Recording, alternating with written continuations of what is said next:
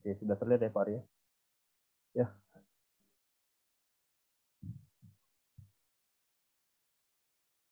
Ya, selamat siang partisipan semuanya. Hari ini kita akan berdiskusi ya, sharing terkait implementasi permit to work. Yang akan saya sampaikan, sebelum perkenalkan, saya M. Alfian Rizky, biasa dipanggil Vito untuk di area kerja. Nah, ada pun sedikit informasi akademik dan profesional akademisi yang saya ambil, yaitu pertama, saya adalah Diploma 3 Fire and Safety dari Akademika Sekolah Indramayu. Berikutnya S1 Teknik Kimia dari Universitas Jayabaya, sedang saya ambil. Berikutnya riwayat pekerjaan saya, ya saya ada pernah bekerja di salah satu kontraktor building, itu PT Wijaya Kusuma Kontraktor. Yang berikutnya saya pernah bekerja di Adar Services, yaitu Sampai Integrasi sebagai group leader SAE. Berikutnya saya pernah bekerja di salah satu petrochemical di Cilegon, yaitu PT Chandra Asih Petrochemical sebagai SAE Inspektor untuk pekerjaan shutdown project. Berikutnya saya pernah bekerja di PT Intikarya Pusat Teknik atau bisa dikenal yaitu PT IKPT untuk proyek di MRT Jakarta fase 1. Untuk saat ini saya sendiri bekerja di PT South Pacific Viscose, yaitu atau Lenzing Group, di mana ini salah satu perusahaan multinasional PMA. Berikutnya saya saat ini sebagai posisi SAE Supervisor di perusahaan tersebut. Nah, adapun sertifikasi ya rekan-rekan, dari saya sendiri, saya sudah memegang satu ahli K3 gabung dari Kemenaktifan, yang kedua ahli K3 Megas level pengawas BNSP, train of trainer BNSP, berikutnya auditor sistem manajemen K3 Kemenaktifan dan supervisi perancang Kemenaktifan, dan terakhir saya mengambil K3 tenaga kerja bangunan tinggi atau TKP 2 Kemenaktifan. Nah, adapun rekan-rekan mungkin nanti setelah kita sharing session di siang hari ini ya, apabila nanti akan bertanya atau mungkin kurang puas di hari ini, bisa nanti kita bersalam ria ya, kita bisa saling komunikasi, bisa melalui LinkedIn saya, di mana nama lengkap saya Muhammad Alfian Rizky. Silakan nanti rekan-rekan gunakan jika ingin berkomunikasi, apabila mungkin hari ini waktunya tidak cukup ya, karena rasanya jika membahas safety dalam waktu 1 jam rasanya memang sangat terbatas. Oke, itu sedikit perkenalan dari saya. Sebelum kita melanjut ke materi utamanya, saya akan sharing terkait permit to work, dan berikutnya safety moment ya, terkait kegagalan di mana terkait permit to work. Jadi silakan ditonton dulu videonya rekan-rekan.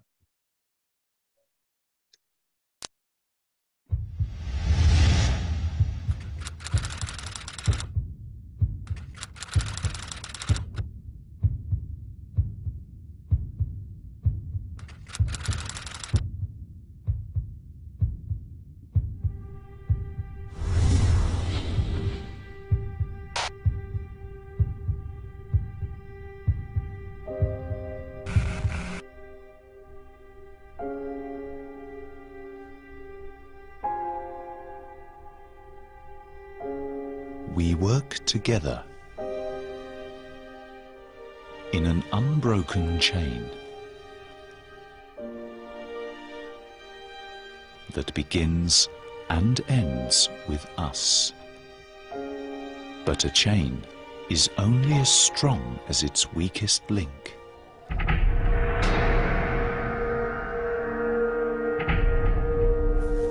On the 3rd of February 2009 at Shah Field, a vital link in this chain was broken.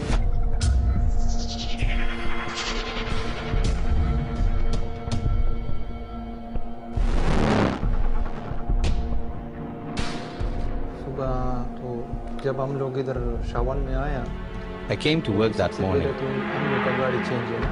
I saw my friend Ramesh feeding the birds. The rest of my colleagues were busy in the workshop.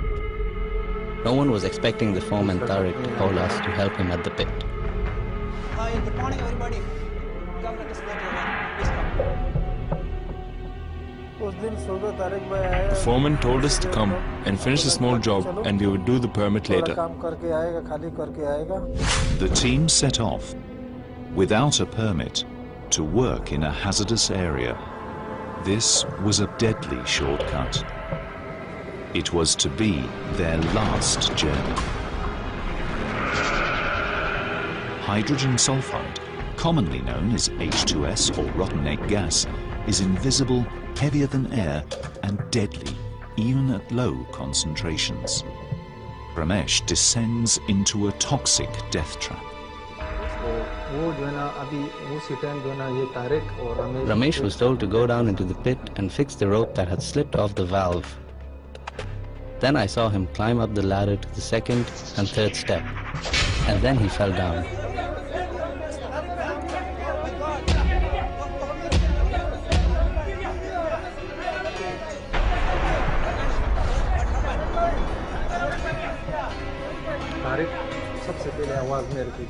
The foreman called out to me, "Stop the pump!" I didn't know what was going on. I could see Tariq trying to lift Ramesh up, and within less than a minute, Tariq had collapsed to the ground.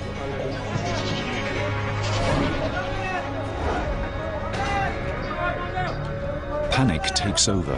Kabir rushes down into the pit. Mustafa leaps down the other side, but the men have less than a minute of exposure to H2S before they fall unconscious.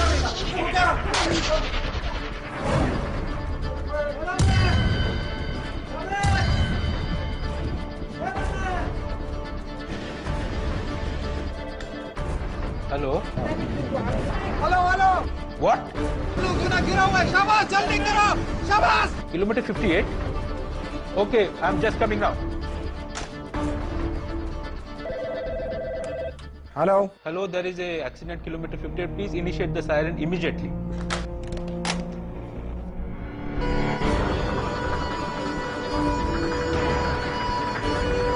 Emergency at kilometer 58. Please mobilize.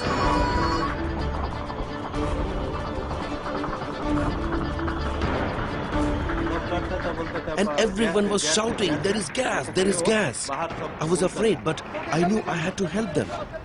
When I reached to that location, I immediately came to know this accident is because of H2SO. And I saw Sabar already there trying to lift Mustafa. It was really shocking to see all of my foremen and my labor lying on the ground. I was lost for a moment. I really felt that how this has happened as such. It was a big shock for me.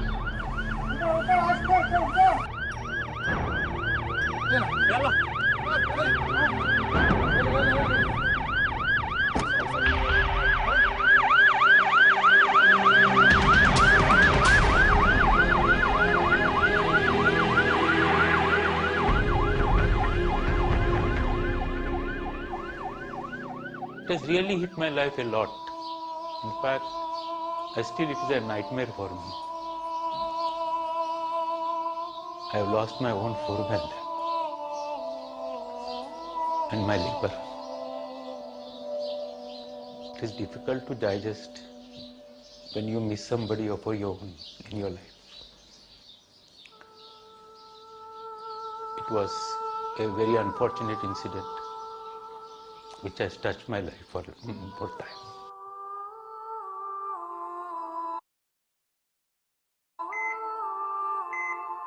I did not know that H2S gas killed my friends. If I had known this terrible fact, I would have jumped into the pit and tried to save them. I miss my friends so much. That is why I keep a picture of his son to remember him.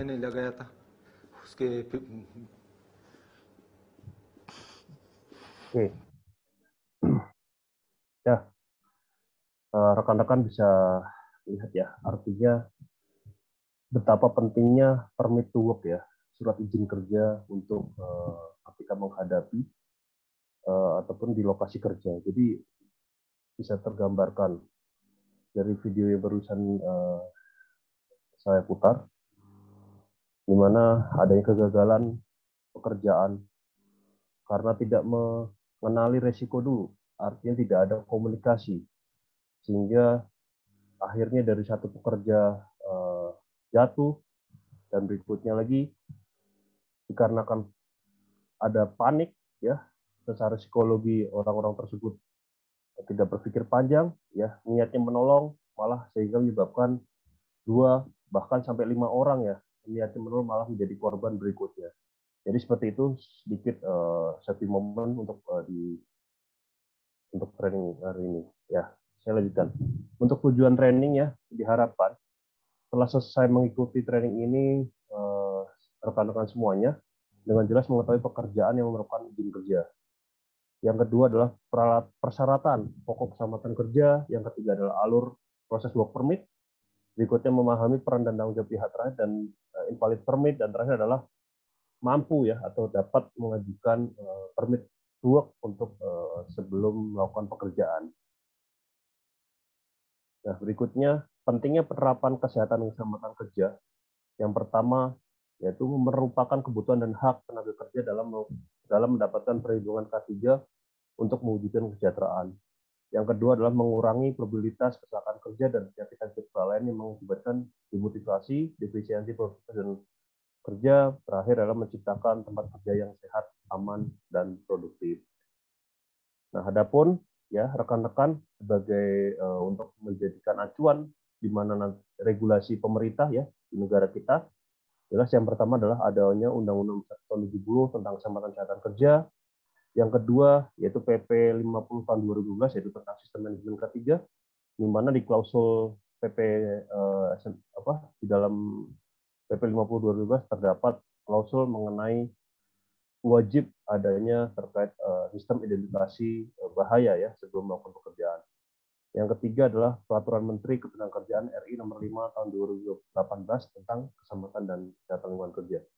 Ini regulasi yang bisa diambil rekan-rekan terkait pelaksanaan permit to work. Ya, ini. Jadi rekan-rekan juga harus mengetahui sebelum bekerja potensi bahaya di tempat kerja ya. Artinya dari satu bahaya ini akan ada beberapa pekerjaan yang akan menghasilkan bahaya. Yang pertama adalah dari sisi mekanis, yaitu adanya dari sisi mesin putar, adanya dari pekerjaan lifting ya. Berikutnya adanya dari sisi bahaya pekerjaan ergonomi, di mana ada pengangkatan manual handling ya, yang itu jelas berpotensi terhadap mekanis bahaya. Yang kedua adalah bahaya dari sisi kimiawi ya, bahaya dari faktor bahaya kimia. Kita juga harus tahu rekan-rekan. Kita harus tahu bagaimana nanti mengontrol jika bertemu dengan bahaya gas, bahaya kimia dalam bentuk padatan atau kimia dalam bentuk cairan ya. Jadi kita harus tahu cara pengontrolannya.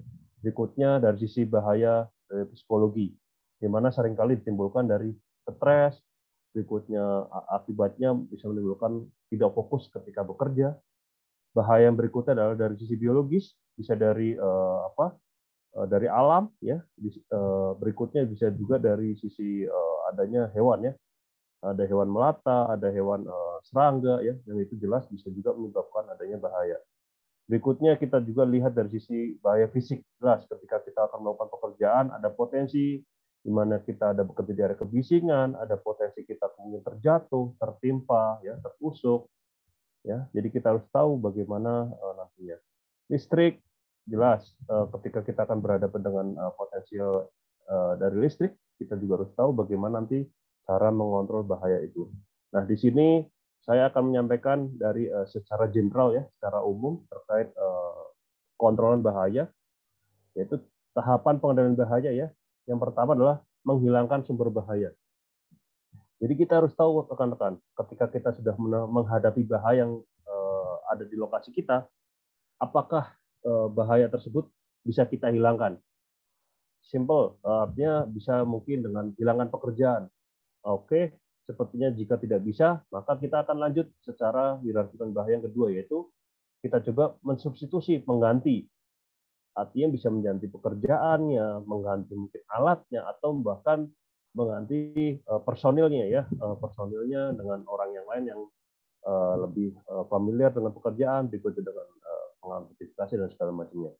Berikutnya yang ketiga adalah teknik ya, secara engineering control ya. Jika kita berhadapan bahaya seperti tadi video di satu perusahaan oil and gas ya, di mana ada terdapat potensi gas release ya, biasanya H2S.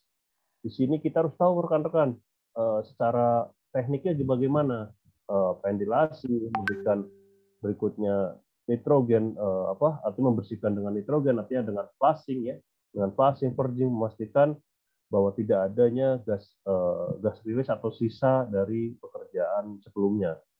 Berikutnya memutus sumber energi atau dengan menerapkan lock out take out ya rekan-rekan. Berikutnya yang keempat adalah dari sisi administrasi. Nah ini yang akan kita bahas rekan-rekan. Siang hari ini kita akan bahas tahapan pengendalian bahaya dari sisi administrasi, yaitu pentingnya permit to work ya rekan-rekan. Berikutnya selain permit to work, biasanya dalam penerapan administrasi kontrol kita ada namanya WI ya, work instruction atau instruksi kerja. Berikutnya SOP ya, JSA, job safety analysis. Berikutnya yang terakhir adalah PPA ya. Kita harus tahu rekan-rekan seperti tadi di video yang artinya rekan-rekan yang terjadi kecelakaan tadi saat mereka tidak menerapkan secara engine kontrolnya.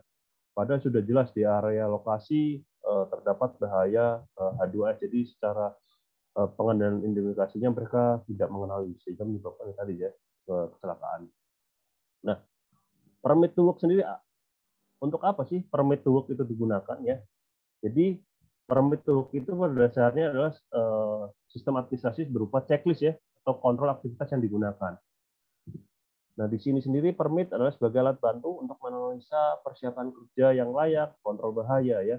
Berikutnya permit to work juga bisa digunakan sebagai alat untuk koordinasi, komunikasi, aktivitas berbahaya yang biasanya yang bersifat non rutin ya, bukan artinya bersifat tidak biasanya, artinya pekerjaan yang hanya dilakukan dalam waktu tertentu, tidak terschedule seperti itu. Berikutnya mengetahui pekerjaan yang akan dilakukan. Yang kedua adalah menetapkan rekan-rekan semuanya. Di sini permit juga nanti akan membahas mengenai penetapan ya rekan-rekan tanggung jawab dari masing-masing individu yang akan terlibat di dalam assignment permit to work ya. Berikutnya yang adanya daftar bahaya yang harus kita kontrol. Daftar bahaya ini ya dasarnya adalah dari tadi rekan-rekan. Ada dari bahaya mekanis, ada dari bahaya elektrik ya, ada dari bahaya ergonomi, ada bahaya dari sisi kimiawi ya, dari bahaya fisik seperti itu.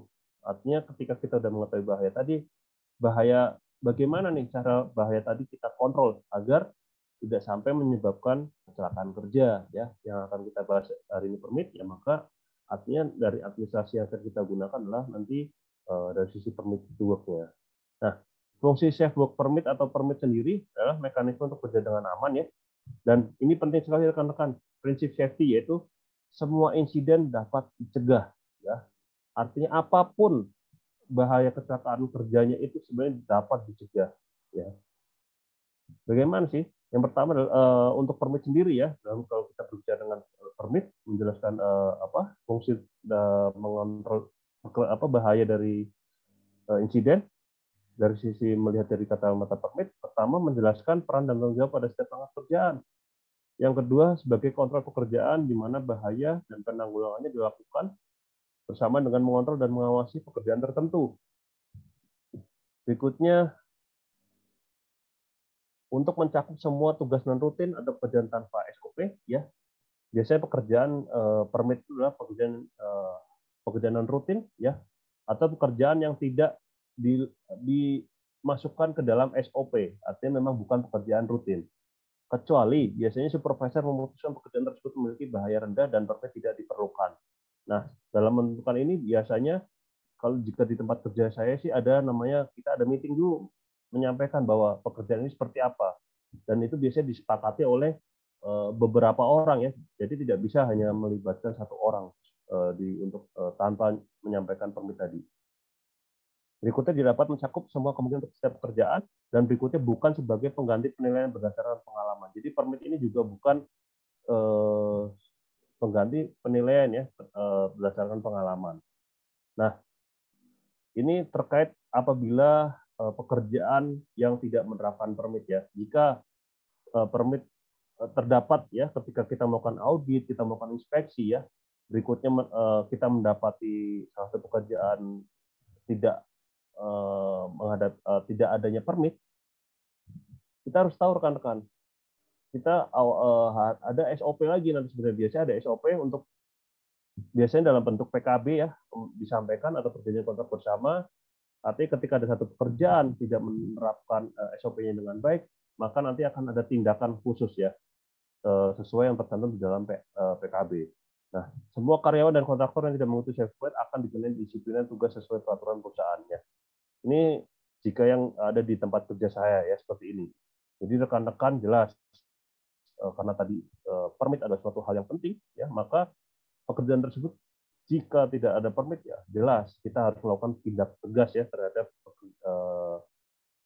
pekerja yang tidak menggunakan permit ketika padahal pekerjaan itu bukan pekerjaan rutin. Nah, kapan sih work permit dilakukan ya dan kapan tidak diperlukan permit ya? Pekerjaan yang tidak diperlukan permit ya biasanya dilakukan oleh owner, akses proses rutin rekan-rekan. Kalau di area kerja saya biasanya di area proses ya, area sistem rutin harian ya di mana itu memang sudah pekerjaan rutin mereka, maka ini tidak ada permit tetapi pekerjaan tersebut diatur di dalam prosedur atau work instruction. Jadi jelas aturan langkah kerja seperti apa. Berikutnya pekerjaan termasuk dalam daftar tidak memerlukan permit. Jadi memang sudah ada listnya pekerjaan yang tidak ada permit. Nah, berikutnya pekerjaan apa ya yang perlukan permit? Di mana ini adanya potensi bahaya tinggi ya. Daftar pekerjaan jika di tempat saya nih, yang pertama adalah hot work. Yang kedua, hedge energy atau potensi energi tinggi di hazardous area. Berikutnya confined space ya rekan-rekan seperti video tadi itu jelas itu adalah area confined space, maka ya karena terdapat potensi bahaya tinggi dan di mana pekerjaan confined space itu jelas bukan pekerjaan rutin ya, itu biasanya pekerjaan yang hanya dilakukan tertentu dalam waktu tertentu dan itu wajib ada permit. Berikutnya tegangan tinggi ya, tegangan jika bekerja di area pekerjaan tinggi, penyelaman diving, water jet ya, biasanya untuk pekerjaan cleaning, biasanya pekerjaan shutdown ya rekan-rekan. Ada pekerjaan sunblast ya, sunblasting. Berikutnya pekerjaan area lifting ya, pengangkatan radioaktif dan lain sebagainya. Berikutnya ini jelas ya pekerjaan non rutin. Tadi ulangi lagi. Pekerjaan yang menggunakan permit adalah pekerjaan non rutin yang tidak diatur dalam prosedur atau SOP atau WI. Berikutnya pekerjaan yang dilakukan oleh pihak lain ya. Seperti contohnya karena saya sekarang bekerja di area sebagai klien ya, maka permitnya biasanya jika ada permit rilis maka biasanya pekerjaan tersebut dilakukan oleh kontraktor itu rekan-rekan. Nah, prinsip pokok keselamatan untuk work permit sendiri. Aturan umum untuk work permit ya. Yang pertama, tidak ada rekan-rekan work permit yang dikeluarkan sendiri untuk dia sendiri. Artinya kenapa sih tidak boleh? Jelas rekan-rekan, jangan sampai permit tadi kita yang melakukan permit, artinya ada potensi kecelakaan itu bisa terjadi karena tidak ada double check ya oleh orang lain. Ini kenapa permit itu tidak boleh dicetak sendiri untuk pekerjaan sendiri. Yang kedua adalah work permit hanya dapat dilakukan oleh orang yang qualified dan berwenang. Artinya permit itu hanya dikeluarkan atau hanya dirilis ya oleh orang-orang yang sudah mendapatkan training ya, pelatihan. Tujuannya apa? Orang itu sudah dapat melakukan identifikasi bahaya dan berikutnya dapat melihat ya, ditambah orang tersebut adalah biasanya orang yang sudah bekerja di area tersebut ya, artinya user areanya. Berikutnya pendelegasian untuk persetujuan work permit hanya dapat dilakukan oleh personel perusahaan ya. Jadi sebagai mungkin contohnya di tempat saya sebagai klien, maka saya nanti yang akan mengeluarkan work permit tadi, bukan artinya kontraktor yang mencetak sendiri gitu. Berikutnya manajer area, jelas manajer area atau pemimpin tertinggi di perusahaan ya sebagai orang proses, di situ nanti akan yang akan sign ya, mensetujui permit itu rilis ya atau permit itu diizinkan. Berikutnya wewenang dan tanggung jawab yang didelegasikan eksklusif untuk individual ya. Jadi biasanya sudah ada PIC khusus rekan-rekan.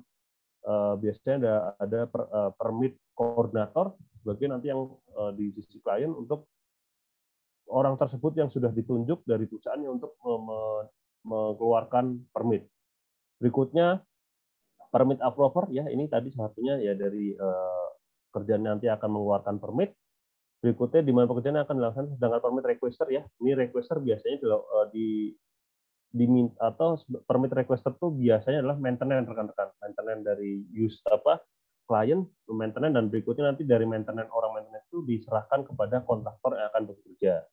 Berikutnya ruang lingkup pekerjaan tidak dapat diperpanjang melebihi rencana pekerjaan saat permit dikeluarkan. Maksudnya adalah jadi ketika permit di awal sudah diketahui identifikasi di awal ya, tidak boleh adanya pelebar. Misal permit itu menyampaikan pekerjaan di area pompa 123 misal.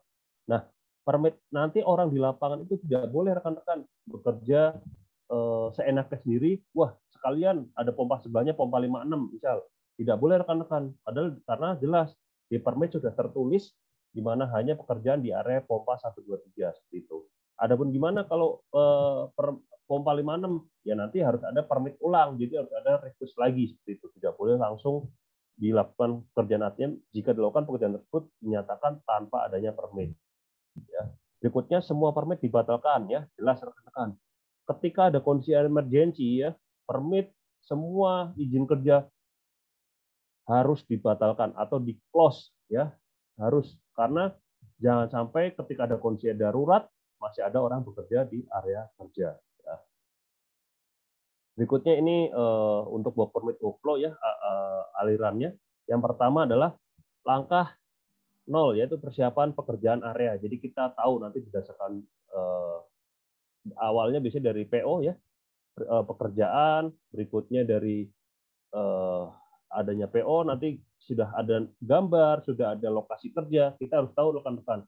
Jadi kita di situ nanti akan, lokasi kerja misal kayak tadi saya sampaikan, pompa 123, maka kita harus tahu, areanya sana.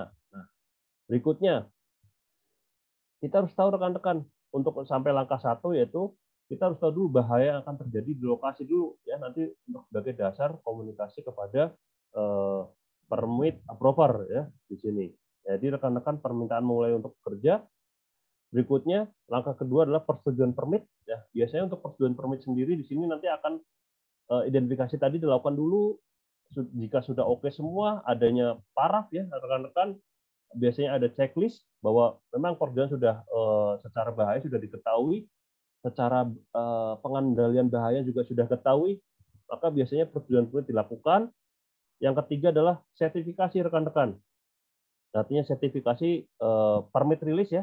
Permit sudah di-sign, sudah diberikan bukan tanda tangan. Oke, permit rilis. Berikutnya yang keempat adalah safe work monitoring. Jadi kita ada melakukan inspeksi di area kerja, memastikan orang yang bekerja di lokasi itu bekerja sesuai dengan permit. Jadi jangan sampai orang tadi seperti saya sampaikan, jangan sampai bekerja di area pompa 123 ternyata orang itu melebihi, atau di lokasi di permitnya di dalam ditulis pekerja menggunakan APD, misal kacamata segala macam, sarung tangan, ternyata ada permit penyampaian bahwa sarung tangan nggak boleh sembarangan, artinya sarung tangan ada spek lagi, bukan sarung tangan katun misal. Ternyata di permit dituliskan wajib sarung tangan karet dengan tipe tertentu. Ternyata orang di lapangan tidak melakukan sesuai dengan yang dituliskan permit. Nah, ini maka nanti akan menjadi temuan di dalam permit itu sendiri. Nah ya, ketika sudah oke semua, kerjaan sudah oke, nah sebelum closing ya, closing permit biasanya 24 jam, itu wajib adanya pemastikan di lapangan. Jangan sampai ada material tertinggal atau pekerjaan yang dapat tertinggal dan dapat menimbulkan bahaya baru ya, seperti itu jadi rekan-rekan. Nah, berikutnya untuk permit work system sendiri ya, pertama adalah display atau menyampaikan permit itu wajib ada di lapangan rekan-rekan. Jadi permit itu wajib ada di lokasi. Berikutnya ditempel, dipasang jelas, biasanya dengan di dalam mading atau biasanya di plastik ya, artinya ditempelkan di lokasi. Berikutnya juga dilengkapi dengan job safety analysis ya, sebagai lampirannya. Berikutnya sertifikasi orang-orang, misal orang tersebut nanti akan bekerja di Konfevis, maka jelas harus ada sertifikat Konfevis dari Kemenaker. Berikutnya nanti juga terkait pengukuran gas ya, seperti itu ya, seperti video tadi ya. Jadi harusnya ada sampai permit rilis itu ada sertifikat gas detektor yang sudah dilakukan ya, gas test. Berikutnya attendant list jadi ada bahwa memastikan bahwa pekerja di lapangan itu sudah paham, sudah mengerti mengenai isi JSA, job analysis, dan permit. Jadi jangan sampai orang di lapangan itu tidak mengerti batasan terkait work permit yang dirilis.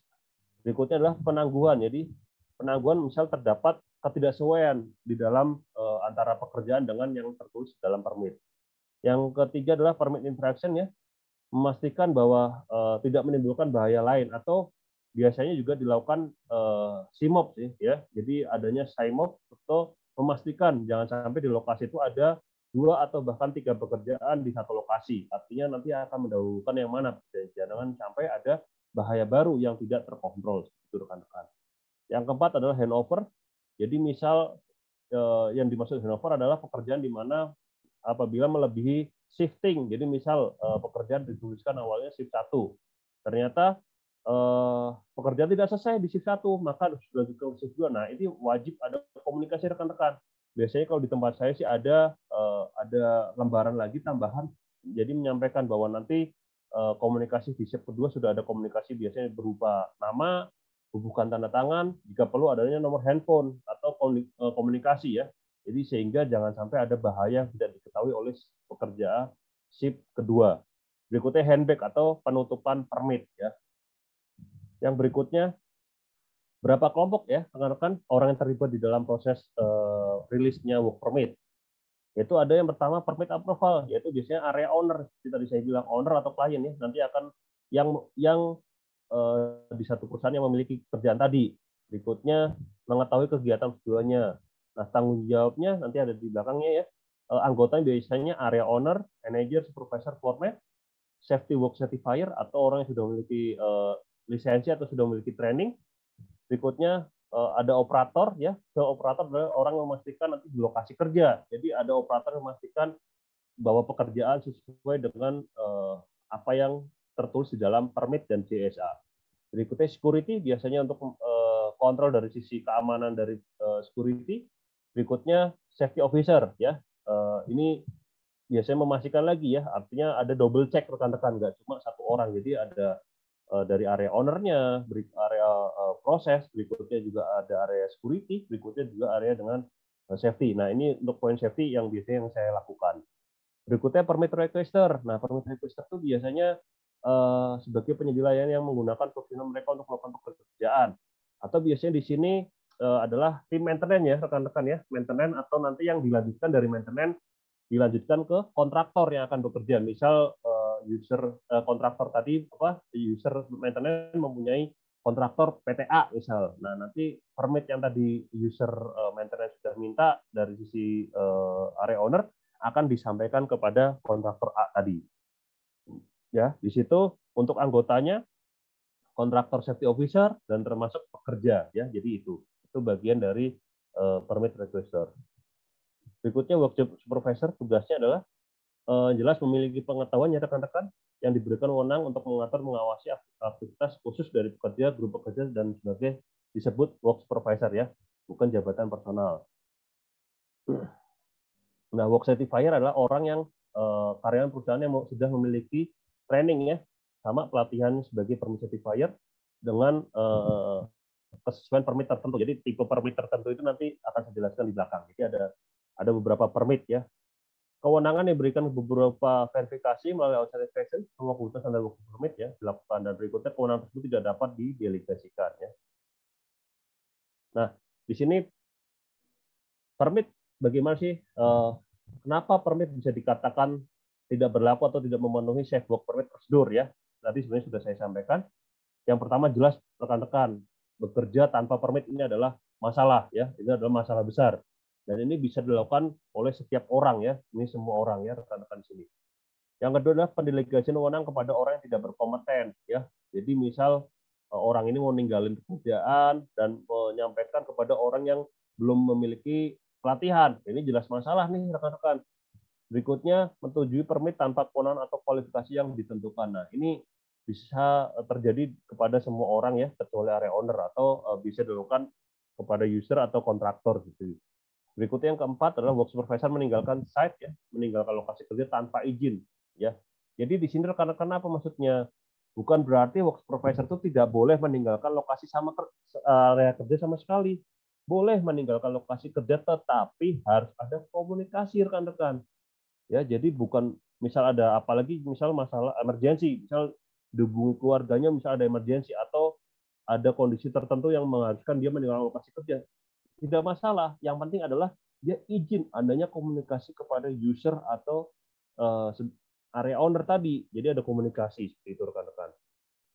Berikutnya pekerjaan di sini yang tanpa permit ya, yang Beberapa kasus yang tergarukan pekerjaan tanpa permit. Yang pertama, bekerja tanpa permit sekali. Berikutnya mulai pekerjaan sebelum permit disetujui ya. Ini jelas masalah ya rekan-rekan.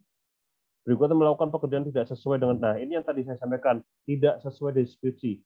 Padahal di permit tertulisnya adalah misal bekerja untuk membongkar pompa 123.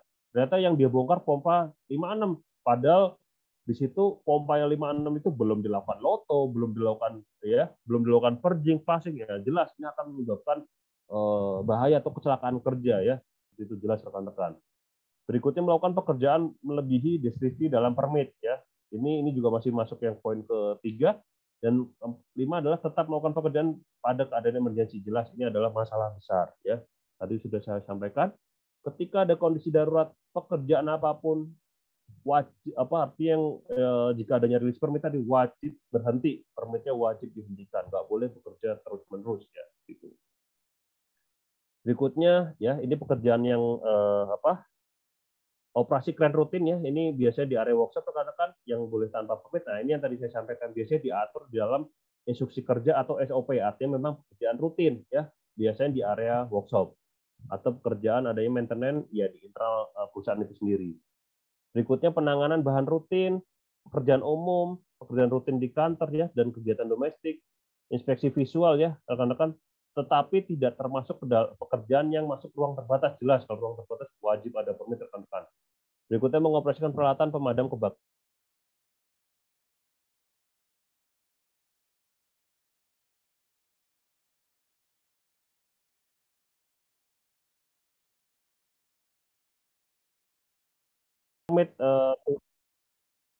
Untuk permit to work system ya rekan-rekan, ya ini jika yang ada di tempat saya bercerita di tempat saya. Jadi ada beberapa pekerjaan yang harus ada permit dan di mana memang sudah ditentukan dari peraturan perusahaan. Yang pertama adalah pekerjaan hot work, jadi di mana ada potensi bahaya dari potensi pekerjaan hot work, yaitu potensi api keluar dari, dan contohnya penggerindaan, pengelasan ya, jelas itu wajib adanya permit. Berikutnya yang kedua adalah cold work permit ya. Cold work permit adalah pekerjaan dingin. Maksudnya gimana rekan-rekan? Ini salah satunya kerjaan yang satu radiasi biasanya. Radiasi atau pekerjaan yang dari sisa pengelasan, nanti ada orang vendor yang akan melakukan dengan pengukuran hasil pengelasan ya, dengan radiografi. Nah, itu masuk ke dalam pekerjaan cold work permit. Atau contoh lain lagi, pekerjaan pengecetan ya, itu masuk ke dalam pekerjaan cold work permit. Yang ketiga, pekerjaan di dalam ruang terbatas ya. Pekerjaan ruang terbatas ini jelas rekan-rekan, ini harus ada, di mana kita harus tahu kontrol bahaya yang ada di dalam ruang terbatas. Contohnya ada namanya bahaya H2S atau bahaya kalau di tempat saya ada H2SO4 ya, bahaya sulfur release. Berikutnya ada potensi bahaya yang lainnya ya.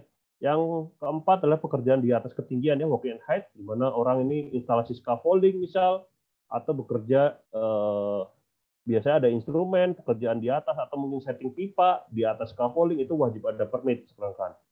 Yang kelima, pekerjaan penggalian ya, biasanya orang sipil ya, ini jelas wajib ada permit. Ditambahkan biasanya kalau ngomongin penggalian, kita harus tahu juga rekan-rekan, termasuk permit yang lainnya, yaitu include dalam display atau drawing.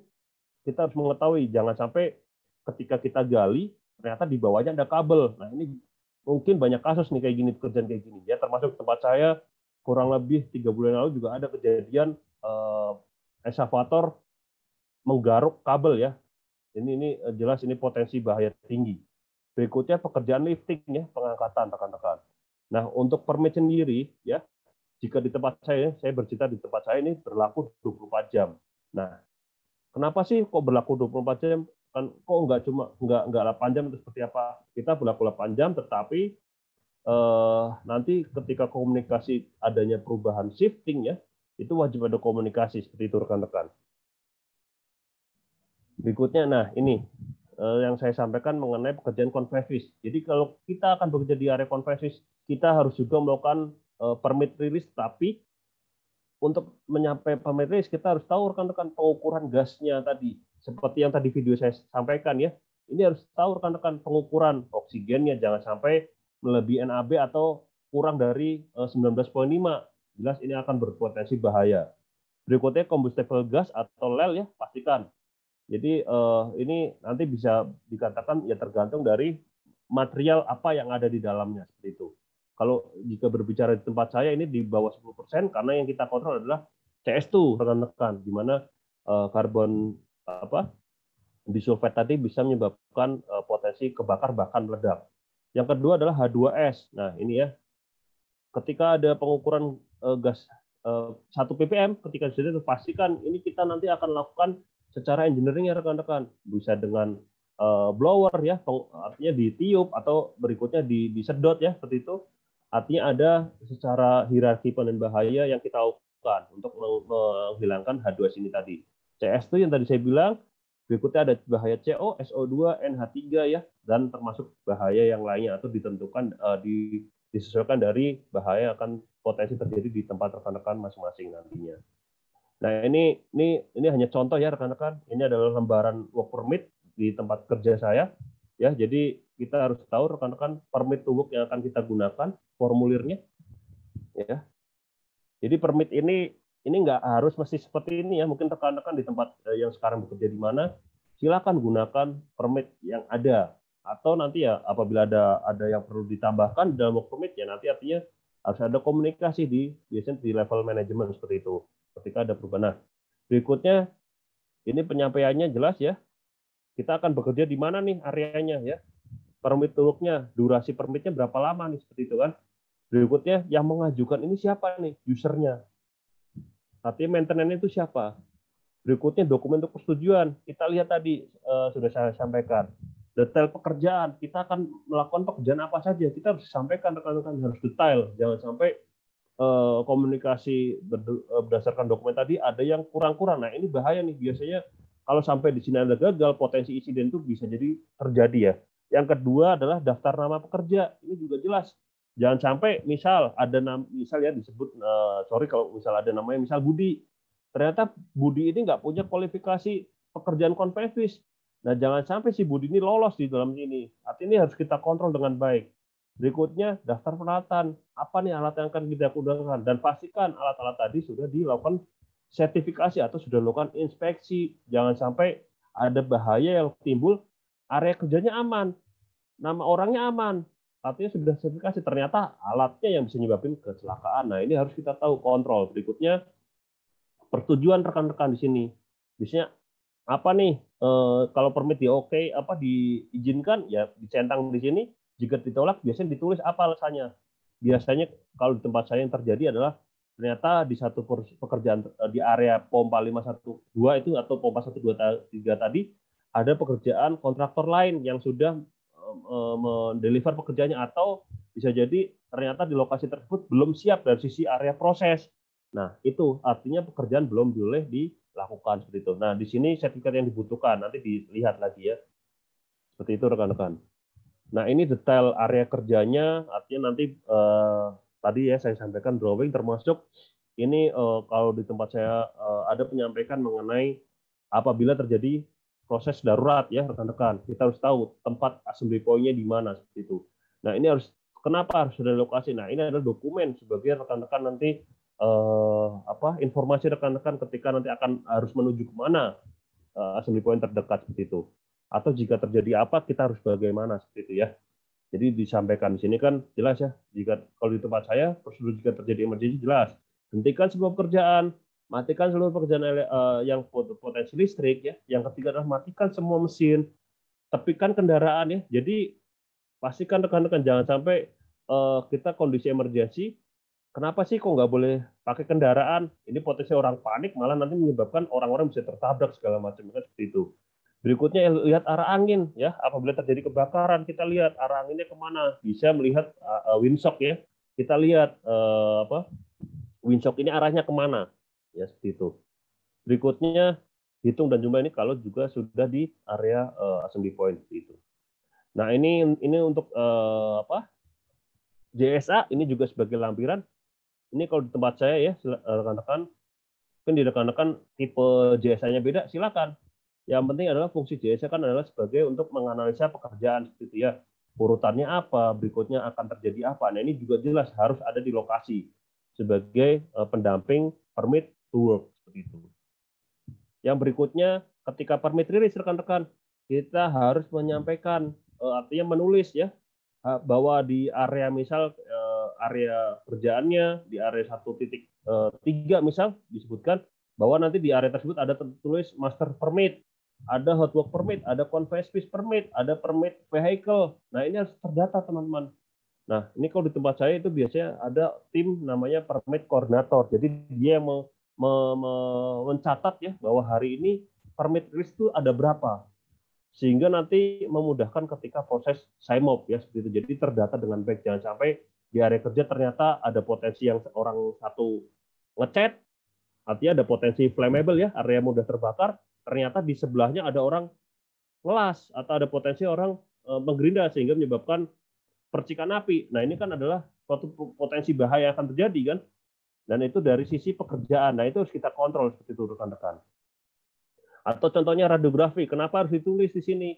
Jelas, jangan sampai ketika ada proses radiografi, ternyata di lokasi tersebut sedang ada proses pembangunan scaffolding misal. Ya, itu jelas bahaya ya, orang yang termasuk pekerjaan scaffolding. Karena pada dasarnya pekerjaan radiografi ini kita harus mensterilkan lokasi kerja, jangan sampai ada orang yang terkena paparan dari radiasi dari sinar gamma kan seperti itu. Nah, ini contoh yang lainnya seperti itu. Jadi kita harus ketahui. Nah, itu aja penyampaian hari ini dari saya, Pak Arif. Silakan, saya kembalikan ke moderator. Baik, terima kasih Pak Tito. Luar biasa penyampaian hari ini. Nah, teman-teman semuanya, tadi sudah banyak ya informasi pembelajaran yang kita tangkap dari Pak Tito. Dan buat teman-teman yang ingin bertanya, silahkan bisa klik tombol Q&A yang ada di bawah layar teman-teman semuanya. Dan ini sudah ada nih yang mau diskusi nih Pak Tito. Tapi sebelum kita lanjut ke sana, kita sama-sama akan memberikan informasi dulu buat teman-teman semuanya. Saya izin share screen untuk teman-teman semuanya. Dan sambil menunggu share screen, buat teman-teman yang belum upgrade menjadi Platinum, silahkan untuk mengupgrade terlebih dahulu aplikasi Mika Pro-nya atau Mika Super FK3. Sudah muncul ya? Oke, nah teman-teman, silahkan memfollow atau mensubscribe channel YouTube-nya Kak Cik Denny ya, karena di sini akan ada banyak sekali video-video yang terupdate ya, yang terbaru dari Kak Cik Denny, dan juga untuk setiap rekaman webinar kolega akan di-upload di channel YouTube-nya Kak Cik Denny juga. Dan ada beberapa informasi penting buat Bapak Ibu semuanya. Dimulai. Belum nampak Pak Arif. Oh, belum tampak Pak? Ya, di stop share screen dulu. Oh, oke. Sebentar.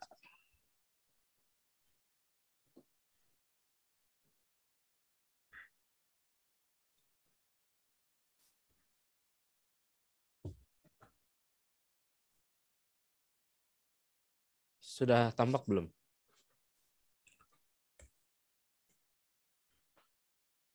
Sedang loading, kalau di sini masih gelap. Loading, Pak. Loading ya? Sebentar, saya share screen lagi. Sambil menunggu Pak Arif, Bapak Ibu semua, teman-teman, pastikan ya, Bapak Ibu semua sudah tergabung di grup Telegram Media Tama. Nah, sekarang sudah tampil. Silakan, Pak. Oke, nah pastikan teman-teman sudah mensubscribe channel YouTube-nya Kak Cik Denny dan juga klik tombol loncengnya supaya tidak ketinggalan video-video terbaru dari Kak Cik Denny. Dan ada informasi penting buat teman-teman semuanya, dimulai dari perpanjangan lisensi dan juga SKP. Silakan Kak Cik Denny. Oke, terima kasih Pak Arif dan Pak Tito. Nah, Bapak Ibu semua, kalau Bapak Ibu semua, teman-teman semua punya lisensi ya. Lisensi itu kayak CEO ya, ahli K3 konstruksi, supervisor peranca, CEO alat berat, pastikan tidak expired lebih dari 1 tahun. Kenapa? Karena wajib refreshment ya. Nah, bagi teman-teman semua yang sudah expired bisa diurus untuk memperpanjangnya hanya 999.000 saja, itu untuk lisensi. Sedangkan untuk SKP-nya, Bapak Ibu semua bisa juga, kalau ada ahli K3 umum, wajib diperpanjang juga ya. Ini kita ada promo hanya 1,5 juta saja. Nah, kalau perusahaan Bapak Ibu semua teman-teman ingin tersertifikasi SMK 3, nah ini juga kalau teman-teman perusahaan kontraktor, teman-teman cukup membayar hanya 19,5 juta saja, dan untuk pabrik hanya 4,5 juta saja. Perusahaan Bapak Ibu semua sudah tersertifikasi SMK 3. Nah, Pak, gimana kalau misalkan saya mau dapat 4 sertifikat, 9.001, 14.000, 45.001, dan SMK 3? Nah, ini kita ada paket 4 sertifikat sekaligus. Hanya 45 juta saja nih, teman-teman semua ya. Teman-teman perusahaannya bisa ikut tender nantinya. Nah, kalau teman-teman ingin ya berkecimpung bekerja di bidang ahli K3 umum ya atau ahli K3 atau di bidang K3, teman-teman bisa ikut yang ahli K3 umum nanti di bulan September. Ini biayanya dengan adanya diskon, ada voucher dan lain-lain, ini hanya 3 jutaan saja nih teman-teman ya. Tapi terbatas nih, sisa 7 seat lagi untuk yang bulan September ini. Silakan daftarkan diri teman-teman semua ke mediatama.co.id.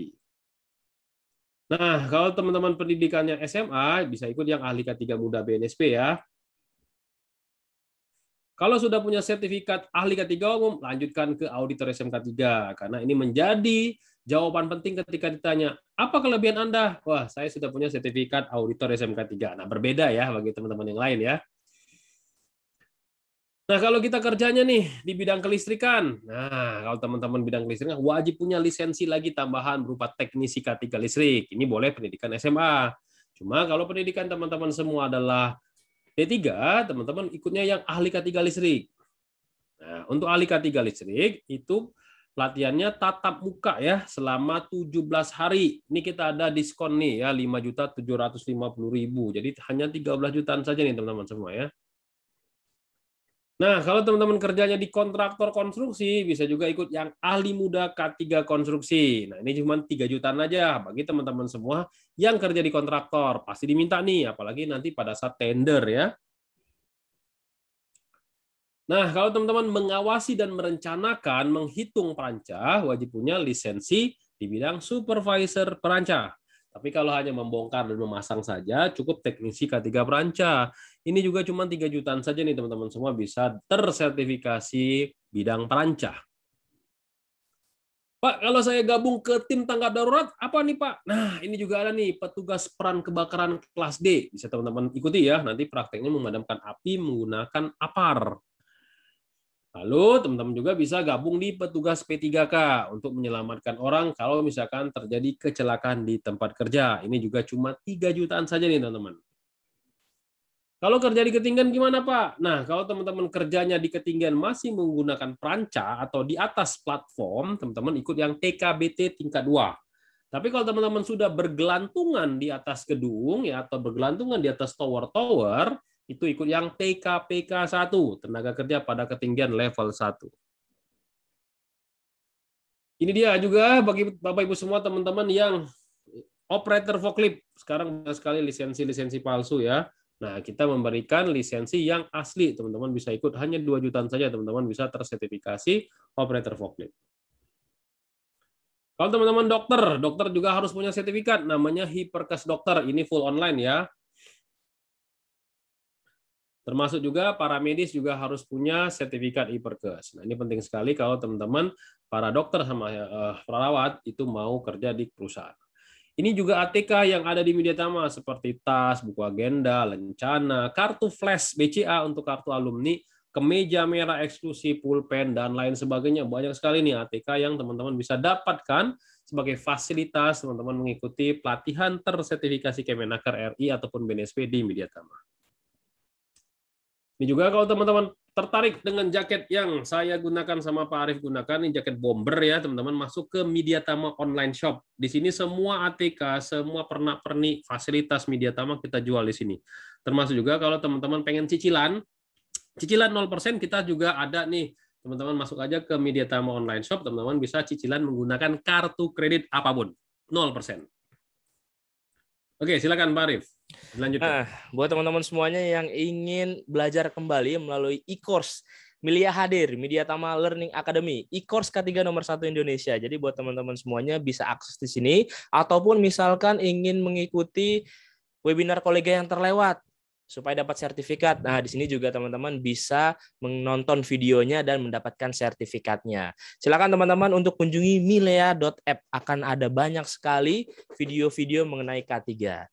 Dan juga buat teman-teman semuanya yang sedang mencari kerja, bisa langsung kunjungi di www.mediatama.co.id. Di sini ada menu karir, teman-teman. Silahkan diklik menu karir dan ada ratusan lowongan kerja di bidang K3 yang bisa teman-teman apply. Dan tentunya dengan memasukkan CV saja dan nama lengkap dan juga emailnya. Untuk mendukung CV, teman-teman, Mika Super App K3 sudah bisa untuk membuat CV online, ya, di mana nanti kalau dibuka ada menu buat CV online. Nah, ini silakan diklik, kemudian setelah diklik ada pilihan membuat atau desain template-nya yang sesuka teman-teman semuanya nih.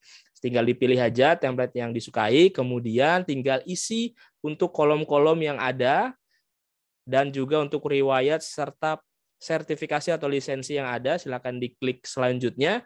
Lalu teman-teman akan menunggu sekitar 1-8 menit agar bisa mendownload CV-nya ya. Setelah itu klik download sekarang. Kemudian bisa juga nih teman-teman klik akun, kemudian ada di sini history CV. Nah, diklik history CV, kemudian akan ada CV yang dibuat sama teman-teman semuanya, tinggal diklik dan langsung download saja. Nanti langsung bisa untuk di-upload ke karir di www.mediatama.co.id.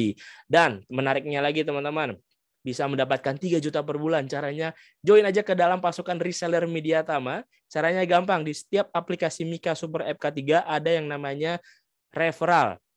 Klik menu akun, kemudian ada menu referral. Diklik teman-teman, kemudian akan muncul kode referralnya. Nah, ini disalin. Kalau misalkan ada teman kita yang ingin ikut pelatihan ahli K3 umum misalkan, silahkan arahkan untuk memesan melalui aplikasi Mika Super App K3.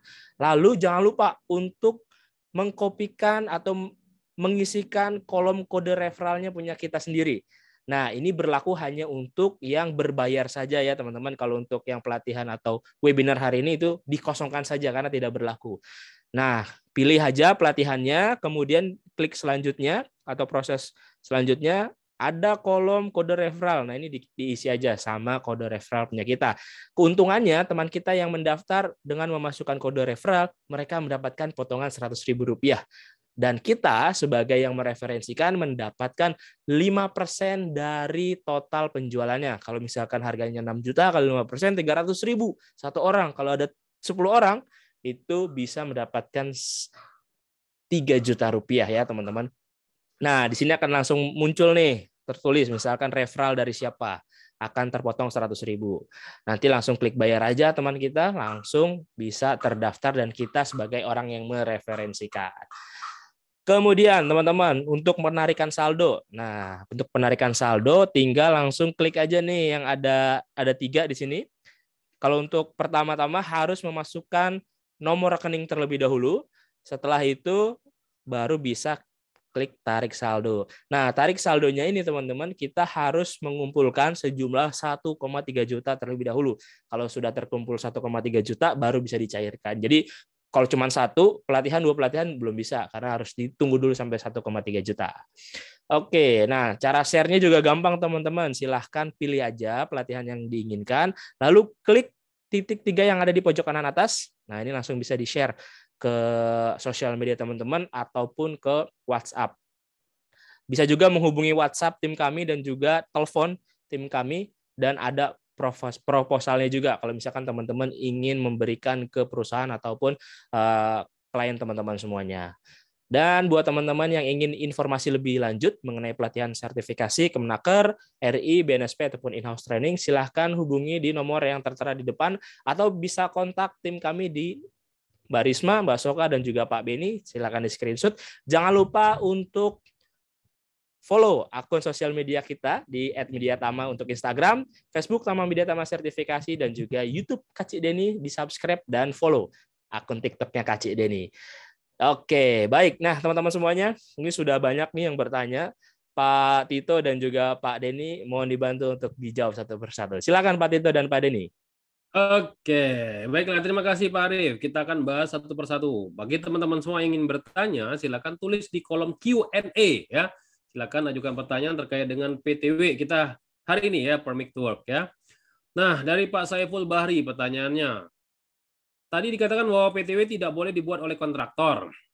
Tapi biasanya di konstruksi bila akan memulai pekerjaan baru harus membuat PTW yang dilampiri dari JSA dan disetujui oleh MK atau owner. Nah, itu seperti apa Pak Tito? Silakan. Oke. Ya. Terkait di kontraktor ini, kalau yang ini pengalaman saya, dulu waktu kalau masih saya tempat lama sih belum ada permit. Nah, kalau yang sekarang artinya rekan-rekan sudah semakin baik ya, artinya safety-nya semakin melek. Untuk mengajukan permit biasanya rekan-rekan sebenarnya prosesnya sama, artinya rekan-rekan sebagai subkon ya, kalau di kontraktor atau subkon atau mainkonnya tadi komunikasi ke MK ya, artinya usernya itu siapa itu. Nah, berikutnya kelengkapan JSA-nya juga jelas harus ada ya, JSA yang sudah biasanya direview di awal sebelum pekerjaan itu diberikan atau sebelum permit rilis. Jadi disiapkan semuanya.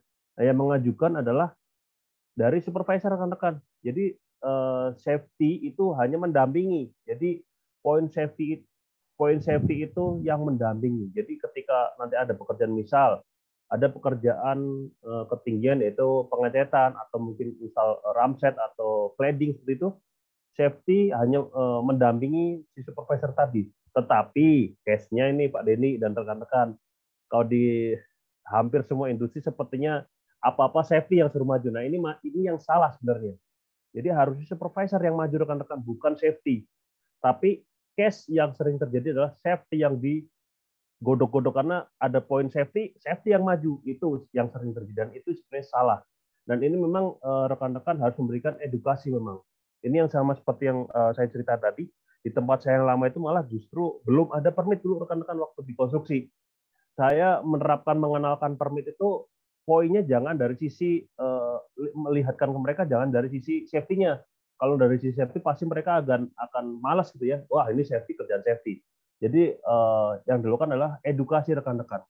Jadi misal edukasi memang harus ada, dan berikutnya ketika memberikan edukasi atau apa jangan pernah lupa absensi atau apa, sehingga itu menjadi bukti rekan-rekan sudah melakukan perbaikan atau tindakan rekan-rekan itu. Semoga Pak. Oke, jadi kalau permit work tuh boleh dibuat oleh kontraktor sendiri lalu dilampirkan GSA atau harus dari sisi mandor atau ownernya Pak Tito? Ya harusnya permit itu nanti yang mengisi adalah dari MK. Kita mengajukan seperti itu Pak. Sebagai kontraktor itu mengajukan bahwa akan ada pekerjaan di lokasi A, misal seperti itu. Jadi yang membuat itu dari sisi MK-nya sebenarnya. Itu. Oke. Karena yang punya sistem kan MK-nya sebenarnya, punya sistemnya.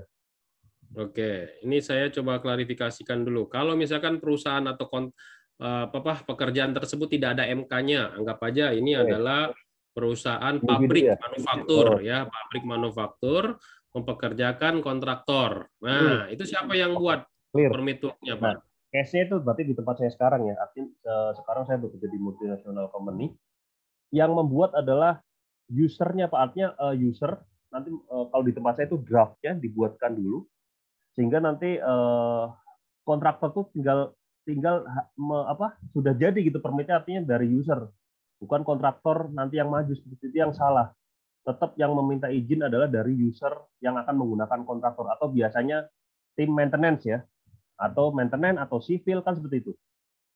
Jadi rekan-rekan kontraktor tuh hanya sudah jadi gitu, permit sudah jadi. Itu ya, artinya formatnya sudah ada, tapi tetap si kontraktor tersebut yang mengisi work permit ya, mengajukan untuk ke owner si perusahaan itu, betul ya? Betul. Oke, jadi gitu ya Pak Saiful ya. Oke, lanjut. Pertanyaan berikutnya dari Pak Pomi, kenapa permit itu saat melakukan prosesnya itu selalu lama tuh prosesnya? Nah, silakan dari Pak Pomi. Yang menyebabkan proses lama ya, ini satu, Pak, harusnya permit itu artinya H-1 sebelum pekerjaan itu sudah dimulai diidentifikasi. Kunci dari kita melakukan kontrol bahaya kan adalah identifikasi rekan-rekan. Jadi kita harus tahu satu, lokasi kita akan bekerja di mana, ya seperti itu. Ketika kita udah tahu lokasi ada di mana, nanti kita lihat bahaya akan terjadi itu apa. Nah, biasanya yang menyebabkan lamanya rilis permit itu kerjaan tidak yang terkontrol ya, jadi unplanned. biasanya yang akan masalah rekan-rekan. Masalah dari satu yang pertama lama, yang kedua adalah ada banyaknya potensi insiden terjadi karena terburu-buru. Sehingga yang harusnya kita kontrol dari sisi hierarki itu ada eliminasi, substitusi, engineering control, administrasi dan PPA-nya bisa dengan baik karena ada diburu-buru, artinya unplanned, ya itu jadi akan masalah biasanya. Itu semoga menjawab, Pak. Oke, jadi kalau sebenarnya lamanya itu sebenarnya tergantung dengan pekerjaan yang akan kita izinkan ya. Jadi kalau semakin risiko tinggi, mungkin nanti dari tim yang akan meng-approve work permit mungkin butuh waktu lagi buat mengidentifikasi bagaimana metode pengendalian tadi apakah sudah sesuai di tempat kerja gitu ya. Betul, Pak. Kayak gitu ya Pak Pomi ya. Lanjut lagi, misalkan nih work permit untuk ruang terbatas yang lebih dari 4 jam. Apakah ada work permit khusus yang seperti itu, Pak? Ini yang terjadi di tempat saya. Artinya permitnya tetap satu, Pak. Jadi siapa tadi yang bertanya? Jadi permitnya tetap 24 jam. Akan tetapi cara mengontrolnya yang harus kita improve. Jadi yang harus kita lakukan. Jika kita berbicara gas pekerjaan konvektif, itu artinya ada kita berbicara dengan potensi gas rilis, ya. Jadi kita pastikan rekan-rekan permitnya secara prosedurnya itu 24 jam, tetapi di dalam prosedur tadi menyebutkan harus melakukan gas test itu setiap berapa jam gitu. Jadi gas testnya tadi yang kita lakukan kontrolnya. Jadi bisa bahkan nggak 4 jam, sejam sekali kita lakukan tergantung tadi lokasinya, ya. Jadi kita harus tahu kalau lokasi semakin bahaya maka bisa jadi kita harus sering. Dan berikutnya jika ngomongin pekerjaan konvektif, kita juga apalagi kalau jika lokasi itu memang dinyatakan sangat-sangat berbahaya, wajib kita menyediakan atau melengkapi diri kita APD berupa PGD atau personal gas detector ya. Kalau di tempat saya itu 2 sensor, biasanya H2S dan SO2. Itu yang biasanya selalu saya bawa di lokasi. Oke, jadi gitu ya Pak Wahyuda yang bertanya. Lalu bagaimana dengan pekerjaan rutin? Apakah masih memerlukan work permit atau tidak tuh dari Pak Mardani? Oke, jika kita berbicara pekerjaan rutin ya, artinya pekerjaan rutin di tempat saya adalah manufaktur ya, manufaktur yang bergerak lebih ke proses kimikal. Jadi yang disebut rutin adalah memang pekerjaan itu rutinitas kita, rekan-rekan. Jadi kerjaan kita tahu di dalam pipa itu ada gas kimia, ada cairan kimia segala macam yang kita kontrol dengan menggunakan di area control room ya, dengan menggunakan PNID. Nah, di situ kita kontrolnya adalah menggunakan WI, work instruction. Jadi sudah ketahui rekan-rekan. Jadi permit ini adalah kan suatu sistem yang administrasi untuk kontrol bahaya. Jadi kalau pekerjaannya rutin itu kalau permit kan berlaku 24 jam. Jadi bikin lagi. Kalau ini adalah dengan WI yang sudah disepakati di awal, ditandatangani oleh pimpinan tertinggi, termasuk dengan jika perlu sampai direktur seperti itu. Memang pekerjaan itu rutin dilakukan. Oke, jadi kategori pekerjaan rutin kesimpulannya dibuat dulu deskripsinya dulu melalui SOP prosedur apa saja yang menjadi pekerjaan rutin. Nah, pekerjaan rutin tersebut baru dibuatkan instruksi kerja atau prosedurnya gitu ya. Jadi nggak perlu pakai work permit gitu ya. Nah, bagaimana dengan pekerja yang kompeten dan eksklusif memang bertugas di pekerjaan beresiko tinggi ya. Apakah masih memerlukan work permit? Ya. Oke, ini jelas pekerjaan disebutkan eksklusif atau pekerjaan contoh satu ya, artinya konvektif tadi. Di situ pekerjaan resiko hujan konveksi adalah potensi gas rilis segala macamnya. Artinya orang yang bekerja itu harus memiliki kompetensi ya. Artinya dari sisi Kemenaker sudah mengeluarkan K3 konvektif utama dan mati ya kalau salah Pak Denny ya. Nah, orang itu satu harus memiliki sertifikasi itu.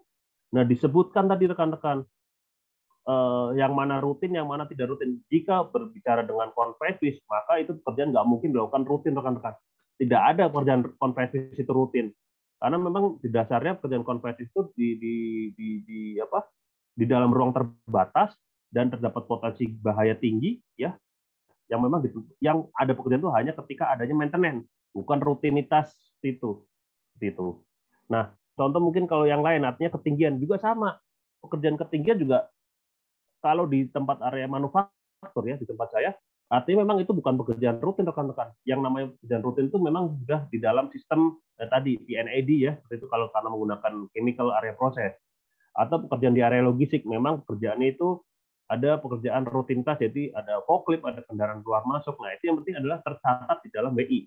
Apabila di WI tadi kesepakatan tadi belum dibentuk, ya maka jelas itu maka tidak termasuk kerjaan rutin, maka harus ada permit gitu ya. Oke, jadi gitu ya. Jadi masih diwajibkan untuk ada work permit. Lanjut lagi, pertanyaannya dari Eriski. Nah, kalau misalkan work permit itu ya dipakai untuk shift berikutnya, apakah masih tetap dengan work permit yang sama karena ada pergantian dari pekerja, atau si pekerja baru pada saat ganti orang di shift ya, pergantian shift, atau apakah harus buat work permit baru lagi nih? Oke. Seperti yang tadi saya sampaikan, artinya ketika adanya proses handover ya rekan-rekan.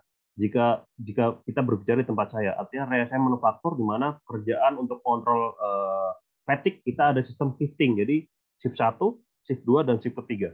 Jika pekerjaan itu dilakukan awalnya adalah di shift 1, ternyata pekerjaan itu tidak selesai dan akan melakukan shift 2, permitnya tetap sama.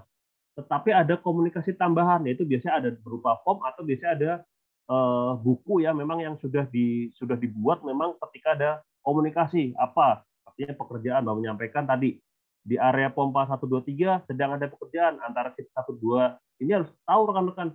Jangan sampai shift yang kedua ini tidak tahu di sana ada pekerjaan. Jadi bisa berupa permitnya tetap satu, tetapi adalah komunikasinya itu yang dilakukan gitu. Oke, jadi boleh menggunakan formulir work permit yang sebelumnya, tapi tetap nanti akan ada komunikasi berupa konsultasi, komunikasi, sosialisasi di shift berikutnya ya. Oke, itu ya Pak Eriski ya. Lalu ada juga nih pertanyaan mirip-mirip semua nih ya. Keahlian atau kompetensi khusus apa untuk seseorang yang dapat membuat work permit? Dari Pak Zaki dan Pak Robi. Oke. Pada dasarnya jika kita berbicara work certifier ya, artinya yang bisa memberikan release permit ya, memang di aturan pemerintah belum ada, artinya belum ada BNSP K3 permit to work, tidak ada. Tetapi kita harus tahu rekan-rekan di sini kontrol permit ada undang-undang seperti saya sampaikan ya, di mana di Undang-Undang Nomor 1 Tahun 70 sudah disebutkan, di PP 50 2012 mengenai SMK 3 klausul berapa saya lupa, kalau nggak salah klausul nomor 2 nggak salah, mengenai identifikasi ya Pak Deddy ya, itu ada. Yang ketiga di mengenai permen mengenai K3 lingkungan kerja juga ada, artinya terkait bahaya.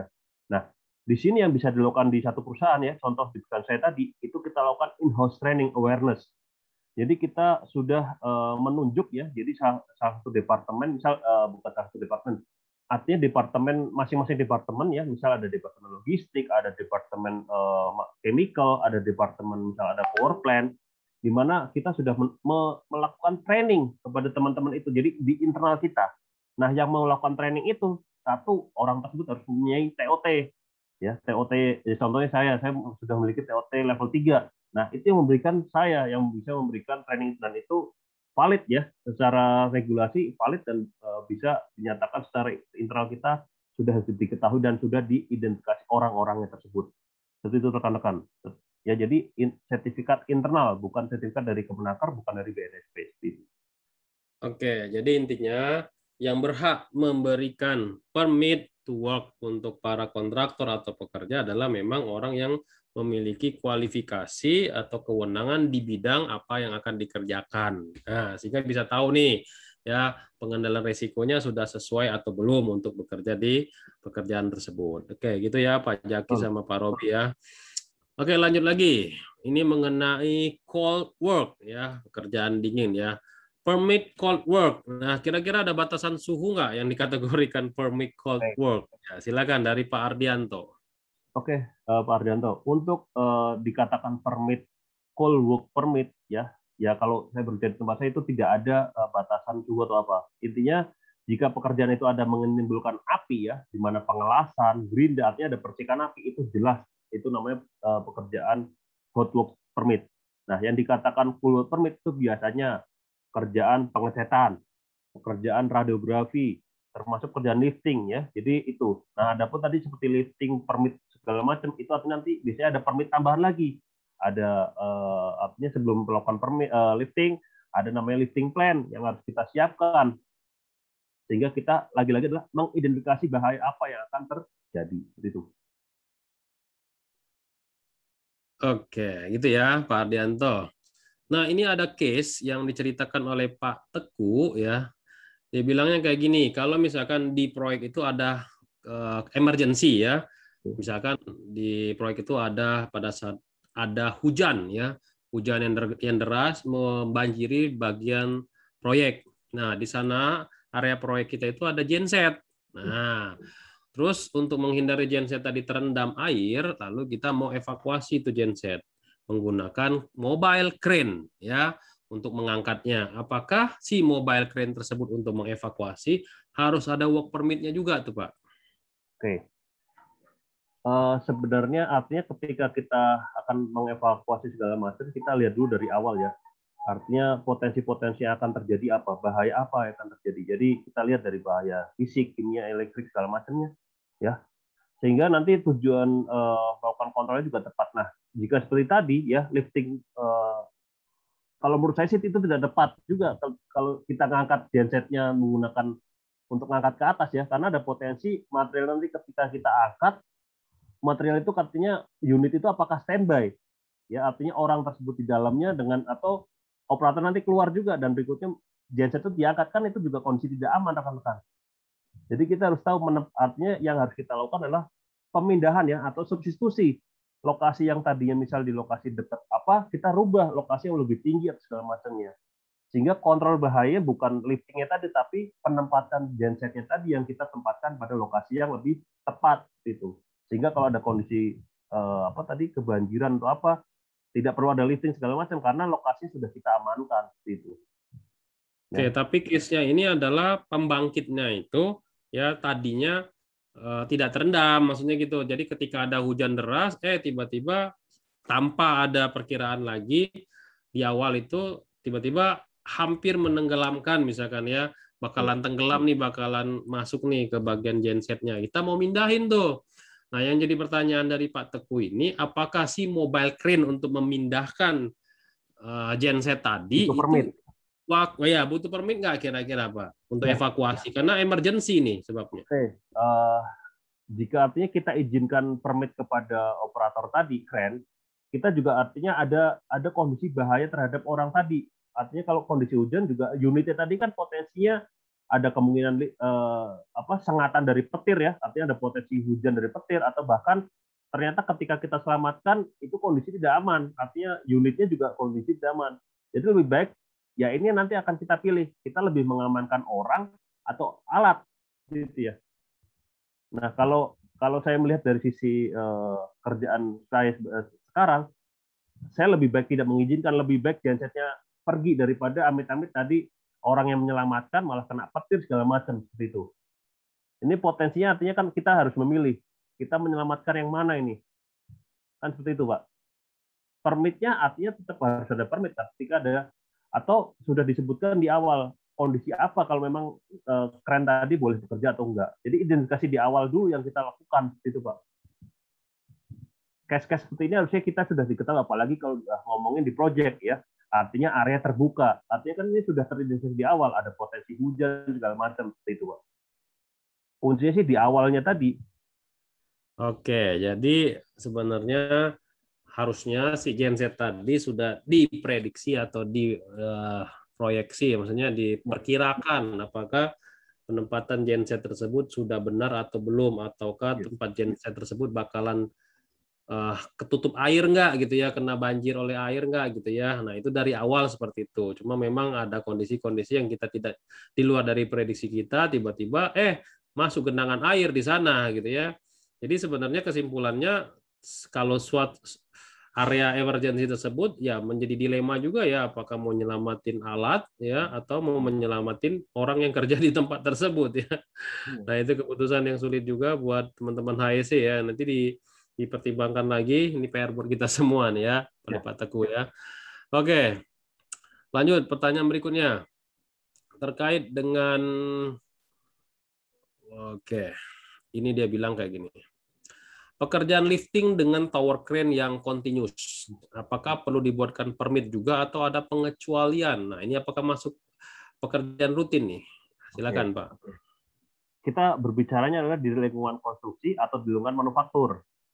Konstruksi. Ya. Nah, artinya kalau di lingkungan konstruksi, pekerjaan lifting tadi menggunakan tower crane itu kan artinya pekerjaan yang rutin ya. Bisa dikatakan itu memang kalau di tempat saya artinya itu area chemical, artinya area proses segala macam, di mana memang pipa di dalamnya ada gas segala macam yang dihandle orangnya itu by system, artinya by area control room.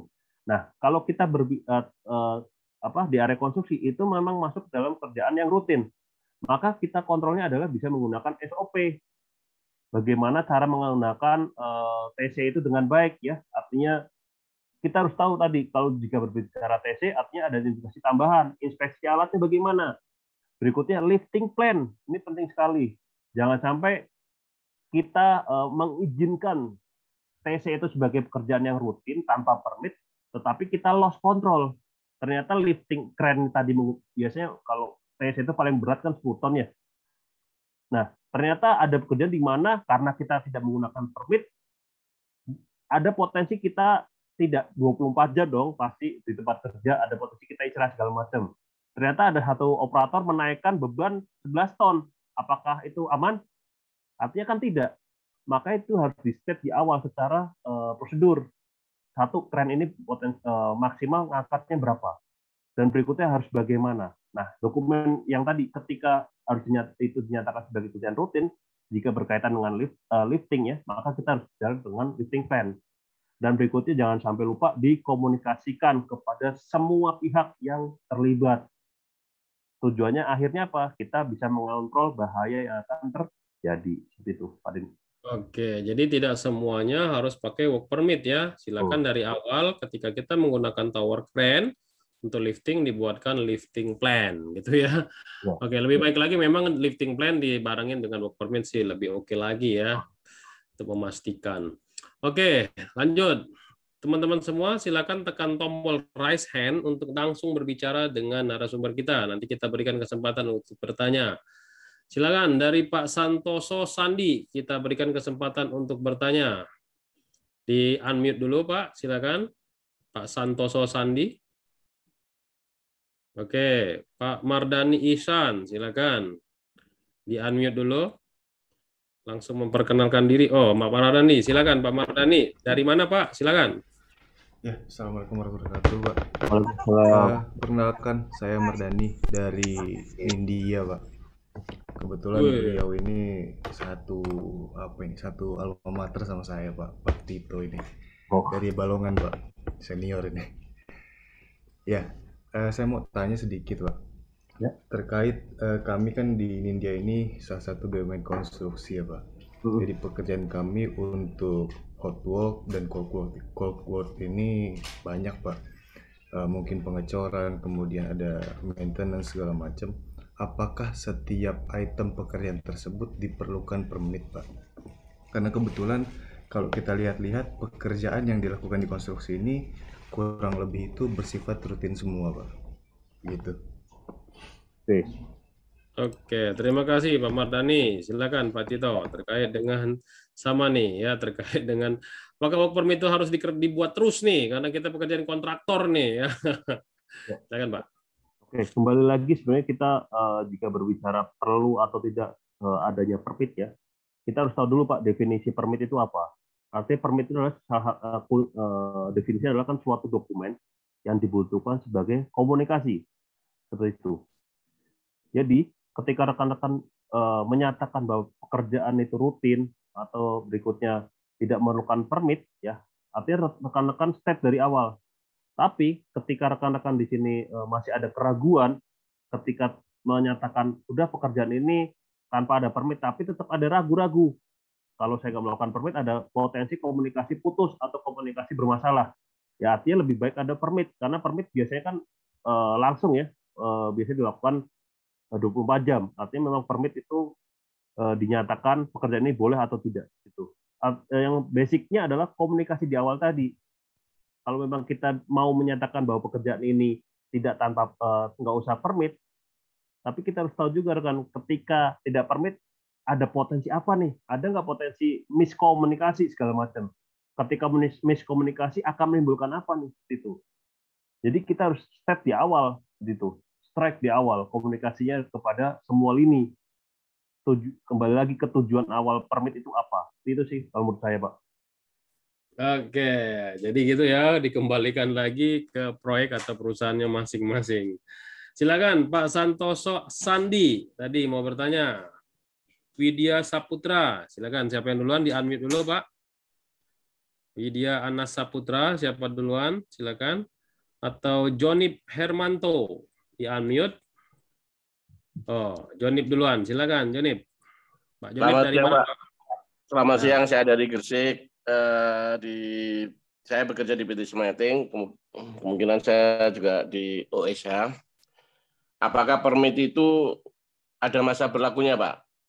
Yang pertama. Yang kedua, kan jika permit melakukan pekerjaan, itu ada satu permit. Tapi pekerjaan tersebut ternyata ada pekerjaan di ketinggian. Apakah harus ada izin juga untuk bekerja di ketinggian? Begitu, Pak. Terima kasih, Pak Joni. Jadi ada dua pertanyaan, Pak Tito, terkait dengan masa berlaku permit. Dan yang kedua, misalkan kita sudah buat permit untuk satu pekerjaan. Ternyata di pekerjaan tersebut ada pekerjaan di ketinggian. Apakah harus buat permit lagi? Permit di dalam permit, gitu, Pak. Silakan, Pak Tito. Oke, ini kalau jika bicara di tempat saya, itu permitnya itu 24 jam, Pak Jonip ya. Jadi permitnya kita itu permit 24 jam, artinya berjalan 3 shifting gitu. Yang penting adalah komunikasi tadi. Kita kembalikan lagi, kalau saya kembalikan. Definisi permit itu apa? Berikutnya prosedurnya bagaimana? Jika menyatakan prosedurnya 24 jam, oke 24 jam, ada orang terlibat di dalamnya, 3 shift. Kita harus tahu, Pak, rekan-rekan 3 orang ini nanti tetap komunikasi harus berjalan. Berikutnya, apabila misal tempat lain ada menyatakan permit itu seminggu, ya silakan. Artinya kan memang sudah disepakati di awal bahwa perusahaan itu menyatakan perusahaan kita akan terapkan permit 1 minggu. Tetapi perlu diingat, ketika 1 minggu tadi, komunikasi ada potensi komunikasi yang putus tidak, sehingga dapat menyebabkan kecelakaan.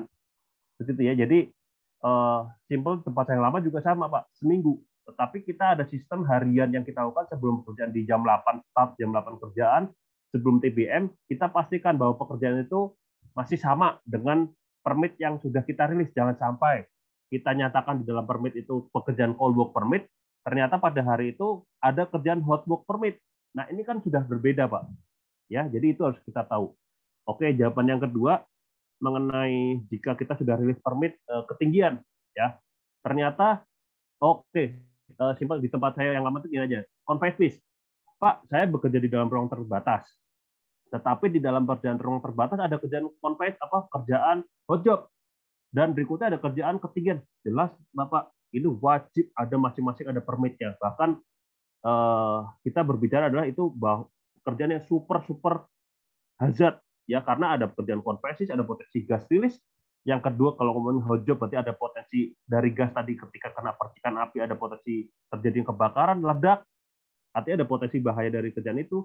Yang ketiga, ada potensi kerjaan orang itu udah konversi, ternyata di dalamnya install scaffolding. Artinya ada potensi udah konversi, ada potensi orang jatuh.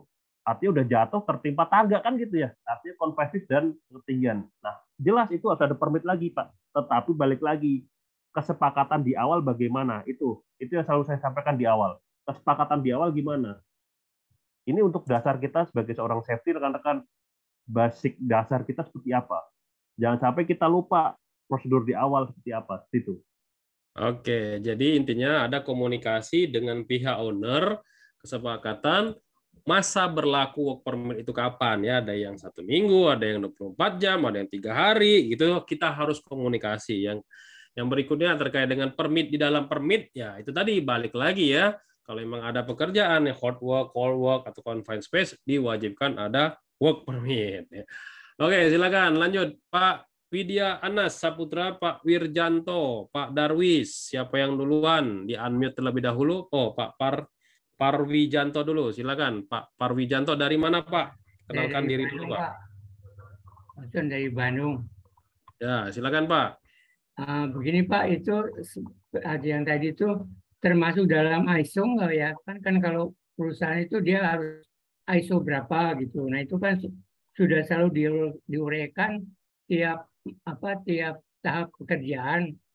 Nah itu termasuk ISO enggak ya? Dan Oke, kemudian terima kalau kasih. Pertamina, saya pernah di Pertamina, itu namanya ada yang permit tadi itu ya izin permit to work itu. Jadi kalau kita mengelas itu ya ada namanya istilahnya izin dingin atau apa gitu. Nah itu apa dia terpisah atau termasuk dari yang tadi itu yang permit to work itu gitu Pak Masih. Terima kasih Pak Parwijanto. Jadi ada PTW ini masuk bagian dari sistem manajemen ISO nggak? Kita sebut saja ISO 9001, ISO 14001, atau ISO 45001. Dan kalau untuk pengelasan itu masuk bagian dari work permit nggak? Silakan Pak Tito. Oke, ya kalau kita berbicara permit ini masuk ke dalam ISO atau tidak, jelas rekan-rekan. Tadi sudah saya sampaikan ya, jika kita di Indonesia ada namanya PP 50 2012 yaitu sistem manajemen ketiga. Atau kita menyatakan secara global ada namanya ISO 4501. Kalau tidak salah ya Pak Denny, mungkin tegur kalau saya salah. Ada sistem yang sama, artinya dari OSAS sebenarnya kan itu dirubah ya, artinya ada manajemen, artinya ada integrated nih antara dari OSAS berubah ke ISO. Itu sudah termasuk rekan Pak Parjawanto. Karena permit itu adalah proses di mana kita mengidentifikasi bahaya yang akan terjadi. Nah, itu masuk ke dalam klausul ISO 4501 kalau tidak salah. Ya, karena saya bukan orang sistem sebenarnya mungkin aku takut salah juga ya. Berikutnya permit pekerjaan pengelasan ya Pak Denny ya. Ya jelas Pak itu pekerjaan yang berisiko bahaya ya. Kalau di tempat saya Bapak ngelas sembarangan ternyata di situ ada gas release yaitu CS tuh Pak. Tidak main-main Pak. Kebetulan saya di lokasi Purwakarta ya.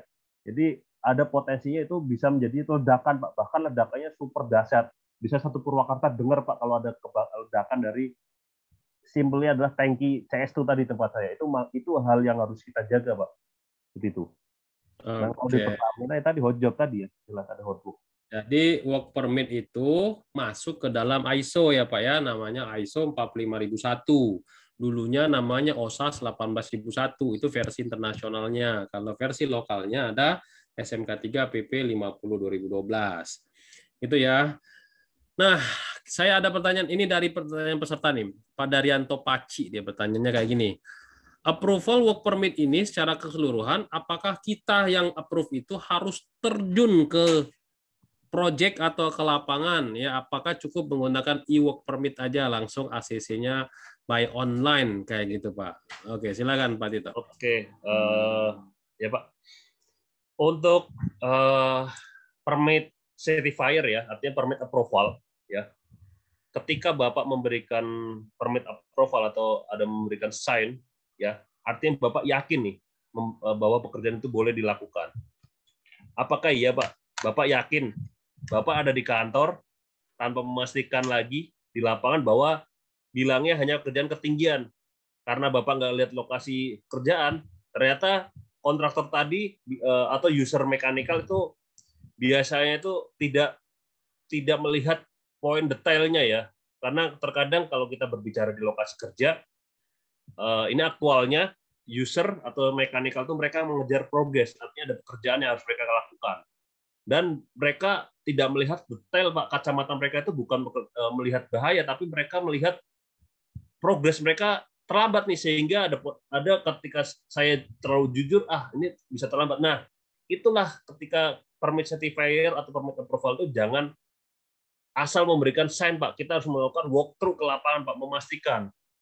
Jadi ada cek dan recheck Pak, jangan sampai bilangnya hanya ketinggian, ternyata ketika kita lapangan biasanya ya ketemuan ada kerjaan scaffolding, ternyata ada pekerjaan pengecetan, atau bahkan ternyata kita bisa jadi lupa nih, kemarin kita merilis kerjaan hot job, ternyata dia pekerjaannya pengecetan. Nah, ini kan jelas potensi bahaya akan terjadinya kebakaran kan. Makanya akan lebih baik ketika kita melakukan rilis pekerjaan, itu lebih baiknya kita ke lapangan Pak, mengecek di lokasi. Ya walaupun terkadang kita tahu kerjaan kita numpuk ya, artinya nggak satu permit yang kita lakukan. Yaitu atau kalau diganti dengan foto dan video atau kita video call itu masih boleh nggak Pak kira-kira? Ya tergantung lokasi Pak. Artinya ada lokasi yang tidak mengizinkan bawa handphone ya. Kan ada lokasi kerja saya itu tidak boleh bawa handphone Pak. Maka kita harus jalan ke lapangan. Kalaupun nanti menggunakan foto, artinya foto yang digunakan kan kamera adalah kamera yang memang sudah di spek, artinya itu apa ya, saya lupa jadinya. Tidak anti radiasi lah, memang kamera memang sudah speknya memang khusus. Silakan kalau memang mau pakai foto silakan. Seperti itu. Tapi akan lebih baik jelas ya menggunakan orang, lebih baik continue setiap hari. Tapi itu ya Pak Daryanto. Ya. Oke, gitu ya Pak Daryanto ya. Jadi disarankan kata Pak Tito tadi kalau bisa sebelum approval work permit dari kontraktor atau subkon lebih baik kita turun dulu ke lapangan dengan melihat secara langsung apakah pengendalian risiko yang dilakukan oleh kontraktor atau subkon tersebut telah memenuhi persyaratan atau standar. Oke, kita buka lagi pertanyaan berikutnya. Pak Widya dengan Pak Darwis, silakan. Siapa yang duluan? Di-unmute dulu. Oke, Pak Widya, silakan. Pak Widya Anas Saputra.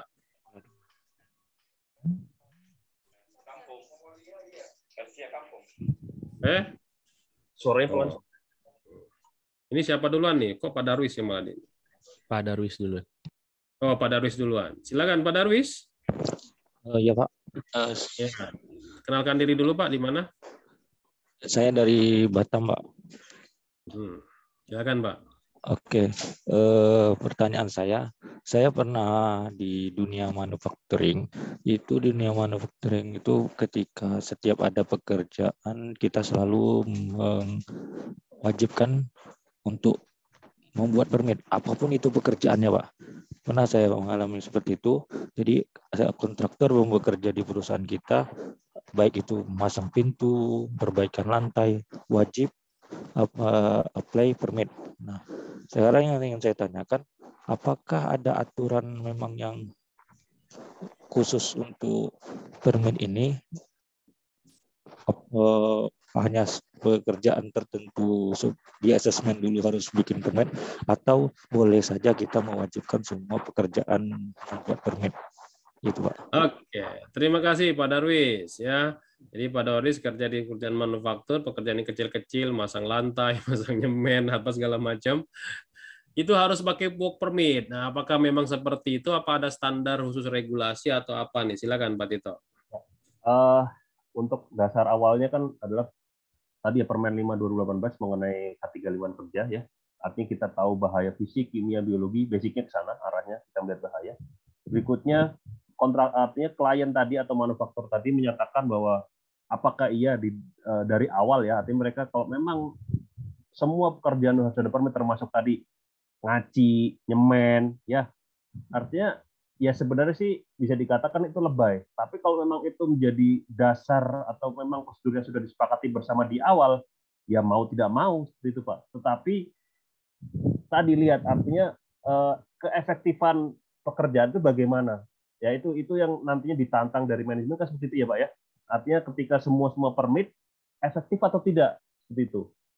Artinya fungsi permit ini sampai atau tidak pada definisi utamanya, yaitu sebagai dasar administrasi sebagai komunikasi.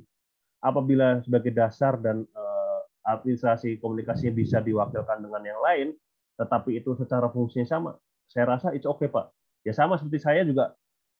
Ini awal datangnya dari user Pak. Semua maunya permit, betul tadi kata Pak saya lupa yang dari Batam tadi. Betul Pak, di tempat saya juga seperti itu. Tetapi kita langsung di awal sudah step di prosedur kita. Ketika pekerjaan itu memang ada berhubungan dengan resiko bahaya segala macam, biasanya nanti kita sebagai user area kita melihat, wah ini nggak usah ada permit. Oke, ACC yang penting adalah ada komunikasi di awal bahwa nanti akan ada pekerjaan di sini, pekerjaannya ngaji segala macam. Dan bisa kita deliver atau penyampaian di lokasi, mungkin dengan safety sign cukup, dan itu bisa bahaya bisa kita hilangkan, rasanya itu bisa permit tidak usah rilis Pak. Seperti itu Pak. Oke, jadi gitu ya. Nah, kalau kaitannya dengan kategori ini, bisa nggak Pak Darwis bertanya, kategori untuk di work permit itu kita cuma buat hot work, cold work, dan ruang terbatas saja, sisanya kita gabung-gabungin deh dari 3 itu. Kira-kira bisa nggak seperti itu, Pak, dari Pak Darwis? Oke. kira-kira bisa atau tidak? Jawabannya bisa, Pak. Karena apa? Pekerjaan lifting tidak ada kerjaan hot job. Pekerjaan ketinggian tidak ada. Kalau tidak ada hot job, ya silakan gunakan. Yang penting adalah di dalam formulir call work permit nanti yang Bapak rilis atau prosedur Bapak yang sudah ter-ISO atau sudah teradministrasi dengan baik, di dalamnya komunikasi jelas, Pak, detail. Silakan, rasanya it's okay, Pak. Yang penting adalah balik lagi ke definisi permit awal, ada sebagai komunikasi. Kalau memang komunikasinya dirasa cukup dengan menggunakan call work permit, ya apa yang menyebabkan itu nggak boleh? Tetapi ketika ada komunikasi tadi tidak cukup, ya maka tadi permit yang lain berarti harus ditambahkan, gitu, Pak. Oke, jadi diperbolehkan saja membuat 3 kategori hot work, cold work, dan ruang terbatas. Cuma memang harus disepakati melalui prosedur atau IKA yang di dalamnya ada pengertian, misalkan hot work tuh contohnya apa ya, cold work tuh contohnya apa, kayak gitu. Jadi lebih clear ya untuk standarnya. Jadi nanti ada prosedur work permit, dalam prosedur work permit itu nanti dijelasin ya. Nah, kayak gitu ya Pak Darwis ya. Jadi diperbolehkan untuk kesepakatan untuk komunikasi, kata Pak Tito tadi ya. Ingat, permit tujuannya untuk komunikasi ya. Oke, silakan Pak Widya, satu pertanyaan lagi, Pak Widya Anasa Putra. Silakan Pak, di-unmute dulu Pak. Pak Widya. Pak Widya tadi mau bertanya terus nih. Oke, kita buka dulu yang pertanyaan berikutnya. Pak Widya, entar. Nggak apa-apa nih Pak Arif. Kita minta Pak Widya bertanya. Pak Widya? Oh, Pak Widya hilang ya. Oke, Pak Widya, silakan Pak Widya. Ask to unmute.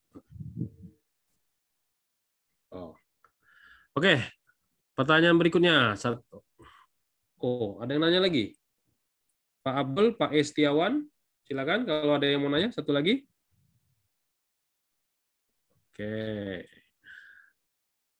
Kalau pertanyaan-pertanyaan yang masalah pribadi ya, ini mohon maaf nih, saya tidak bahas ya Bapak Ibu semua ya. Berikutnya Pak Basuni. Oke, Pak Basuni mau tanya, silakan Pak. Oke, kalau nggak ada, saya ambil dari pertanyaan dari Q&A aja, pertanyaan terakhir. Oke. Dari Pak Randy Edwin. Ya, dia bertanya kayak gini, kalau misalkan kita menggunakan scaffolding untuk satu tingkat aja, ya, apakah itu juga harus menggunakan work permit? Karena ini adalah pekerjaan panas di ketinggian misalnya. Nah, ini mirip-mirip lah tadi pertanyaannya ya. Silakan Pak, scaffolding. Ya, sama-sama nih mirip kayaknya. Ya, biasanya kalau kita, ya ini kalau bicara di tempat saya ya, artinya memang kita state di awal prosedurnya ketika membangun scaffolding, itu harus ada permit. Artinya berapapun ketinggian scaffolding, ya jelas wajib ada permit itu Pak. Dan berikutnya, pekerjaan scaffolding itu bukan pekerjaan rutin, ya jelas harus ada permit itu. Karena ketika ada membangun scaffolding, artinya ada potensi jatuh. Berikutnya scaffolding tadi bisa menimpa material, material tadi di tempat saya artinya kita gunakan scaffolding BS standar ya. Pipa tadi bisa menghantam bagian pipa proses atau area equipment di area proses. Jelas Pak, itu harus ada permit. Berapapun ketinggian, yang penting adalah memang prosedur kita di awal sudah sebutkan berapapun ketinggian scaffolding wajib ada permit. Seperti itu Pak. Oke, itu dia Bapak Ibu semua, pertanyaan-pertanyaan sudah kita bahas semua ya. Silakan saya kembalikan lagi ke Pak Arif. Baik, terima kasih Pak Denny dan juga Pak Tito. Luar biasa teman-teman semuanya, hari ini tak terasa sudah sampai jam 3 waktu Indonesia bagian Barat. Sebelum kita closing hari ini, mari sama-sama kita dengarkan terlebih dahulu closing statement dari pembicara kita. Pada Pak Tito, dipersilahkan. Ya, rekan-rekan, terima kasih sebelumnya ya, kita sudah sharing diskusi di siang hari ini. Ya, seperti saya sampaikan, kembali lagi fungsi permit ini adalah sebagai hierarki pengendalian kontrol bahaya. Hierarki di mana tujuannya untuk menghilangkan atau meminimalisasi bahaya atau bahkan bisa sebisa mungkin kalau bisa menghilangkan ya, artinya tidak ada bahaya sama sekali. Tetapi rasanya agak susah. Ya tadi, artinya permit ini harus ada ya ketika pekerjaan itu tadi pekerjaan yang bukan non rutin, berikutnya sudah di-state dari awal prosedurnya, instruksi kerjanya bahwa pekerjaan yang berkaitan dengan resiko bahaya tinggi, ya, di mana dapat menimbulkan bahaya, itu wajib ada surat izin kerja. Ya, itu yang bisa mungkin terakhir dari saya yang bisa saya sampaikan. Silakan nanti rekan-rekan tadi mungkin ada sudah view dari awal ya. Silakan kontak saya apabila dari hari ini komunikasi atau sharing session kita kurang rasanya Pak, kalau cuma 2 jam ya silakan ya ketik aja Muhammad Alvento Rizky di LinkedIn, silakan kita berteman di sana Pak. Salah satu untuk kita komunikasi diselanjutkan kan seperti itu. Oke Pak, itu aja dari saya Pak Arif. Baik, terima kasih Pak Tito. Terima kasih juga teman-teman semuanya sudah hadir di acara webinar Kolega Media Tama. Dan jangan dulu kemana-mana teman-teman, kita akan putarkan siapakah yang akan mendapatkan door prize 1 buah buku Undang-Undang Regulasi K3 persembahan dari Media Tama Academy. Dan kalau misalkan nanti namanya teman-teman muncul, silahkan klik raise hand ya, supaya kita bisa melihat. Dan 1 buah buku regulasi. Arif, gambarnya belum ada Pak Arif. Oh, belum ada. Oh, Reza Arif Wibowo. Ada nggak nih? Reza. Ada. Oh, ada. Selamat kepada Bapak Reza Arif Wibowo mendapatkan 1 buah door prize buku Undang-Undang Regulasi K3 Persembahan Media Tama Academy. Oke. Buku ya Pak Arif ya, karena gambarnya tadi auditor SMK 3 soalnya. Iya. buku teman-teman, buku. Buku ya, oke. Ya, buku. Nanti nuntut auditor nanti ya. Oke, nanti akan dihubungi oleh tim kami dan informasi untuk ongkir ditanggung oleh pemenang.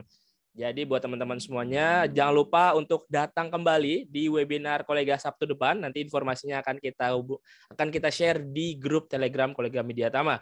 Akhir kata, saya Arif Purwadana. Saya Denny. Dan pembicara kita. Oke, mengucapkan wabillahi taufiq wal hidayah. Wassalamualaikum warahmatullahi wabarakatuh. Selamat siang. Terima kasih Pak Tito, Ya, Pak Denny. terima kasih Pak Tito. Assalamualaikum. Waalaikumsalam warahmatullahi wabarakatuh. Waalaikumsalam warahmatullahi wabarakatuh.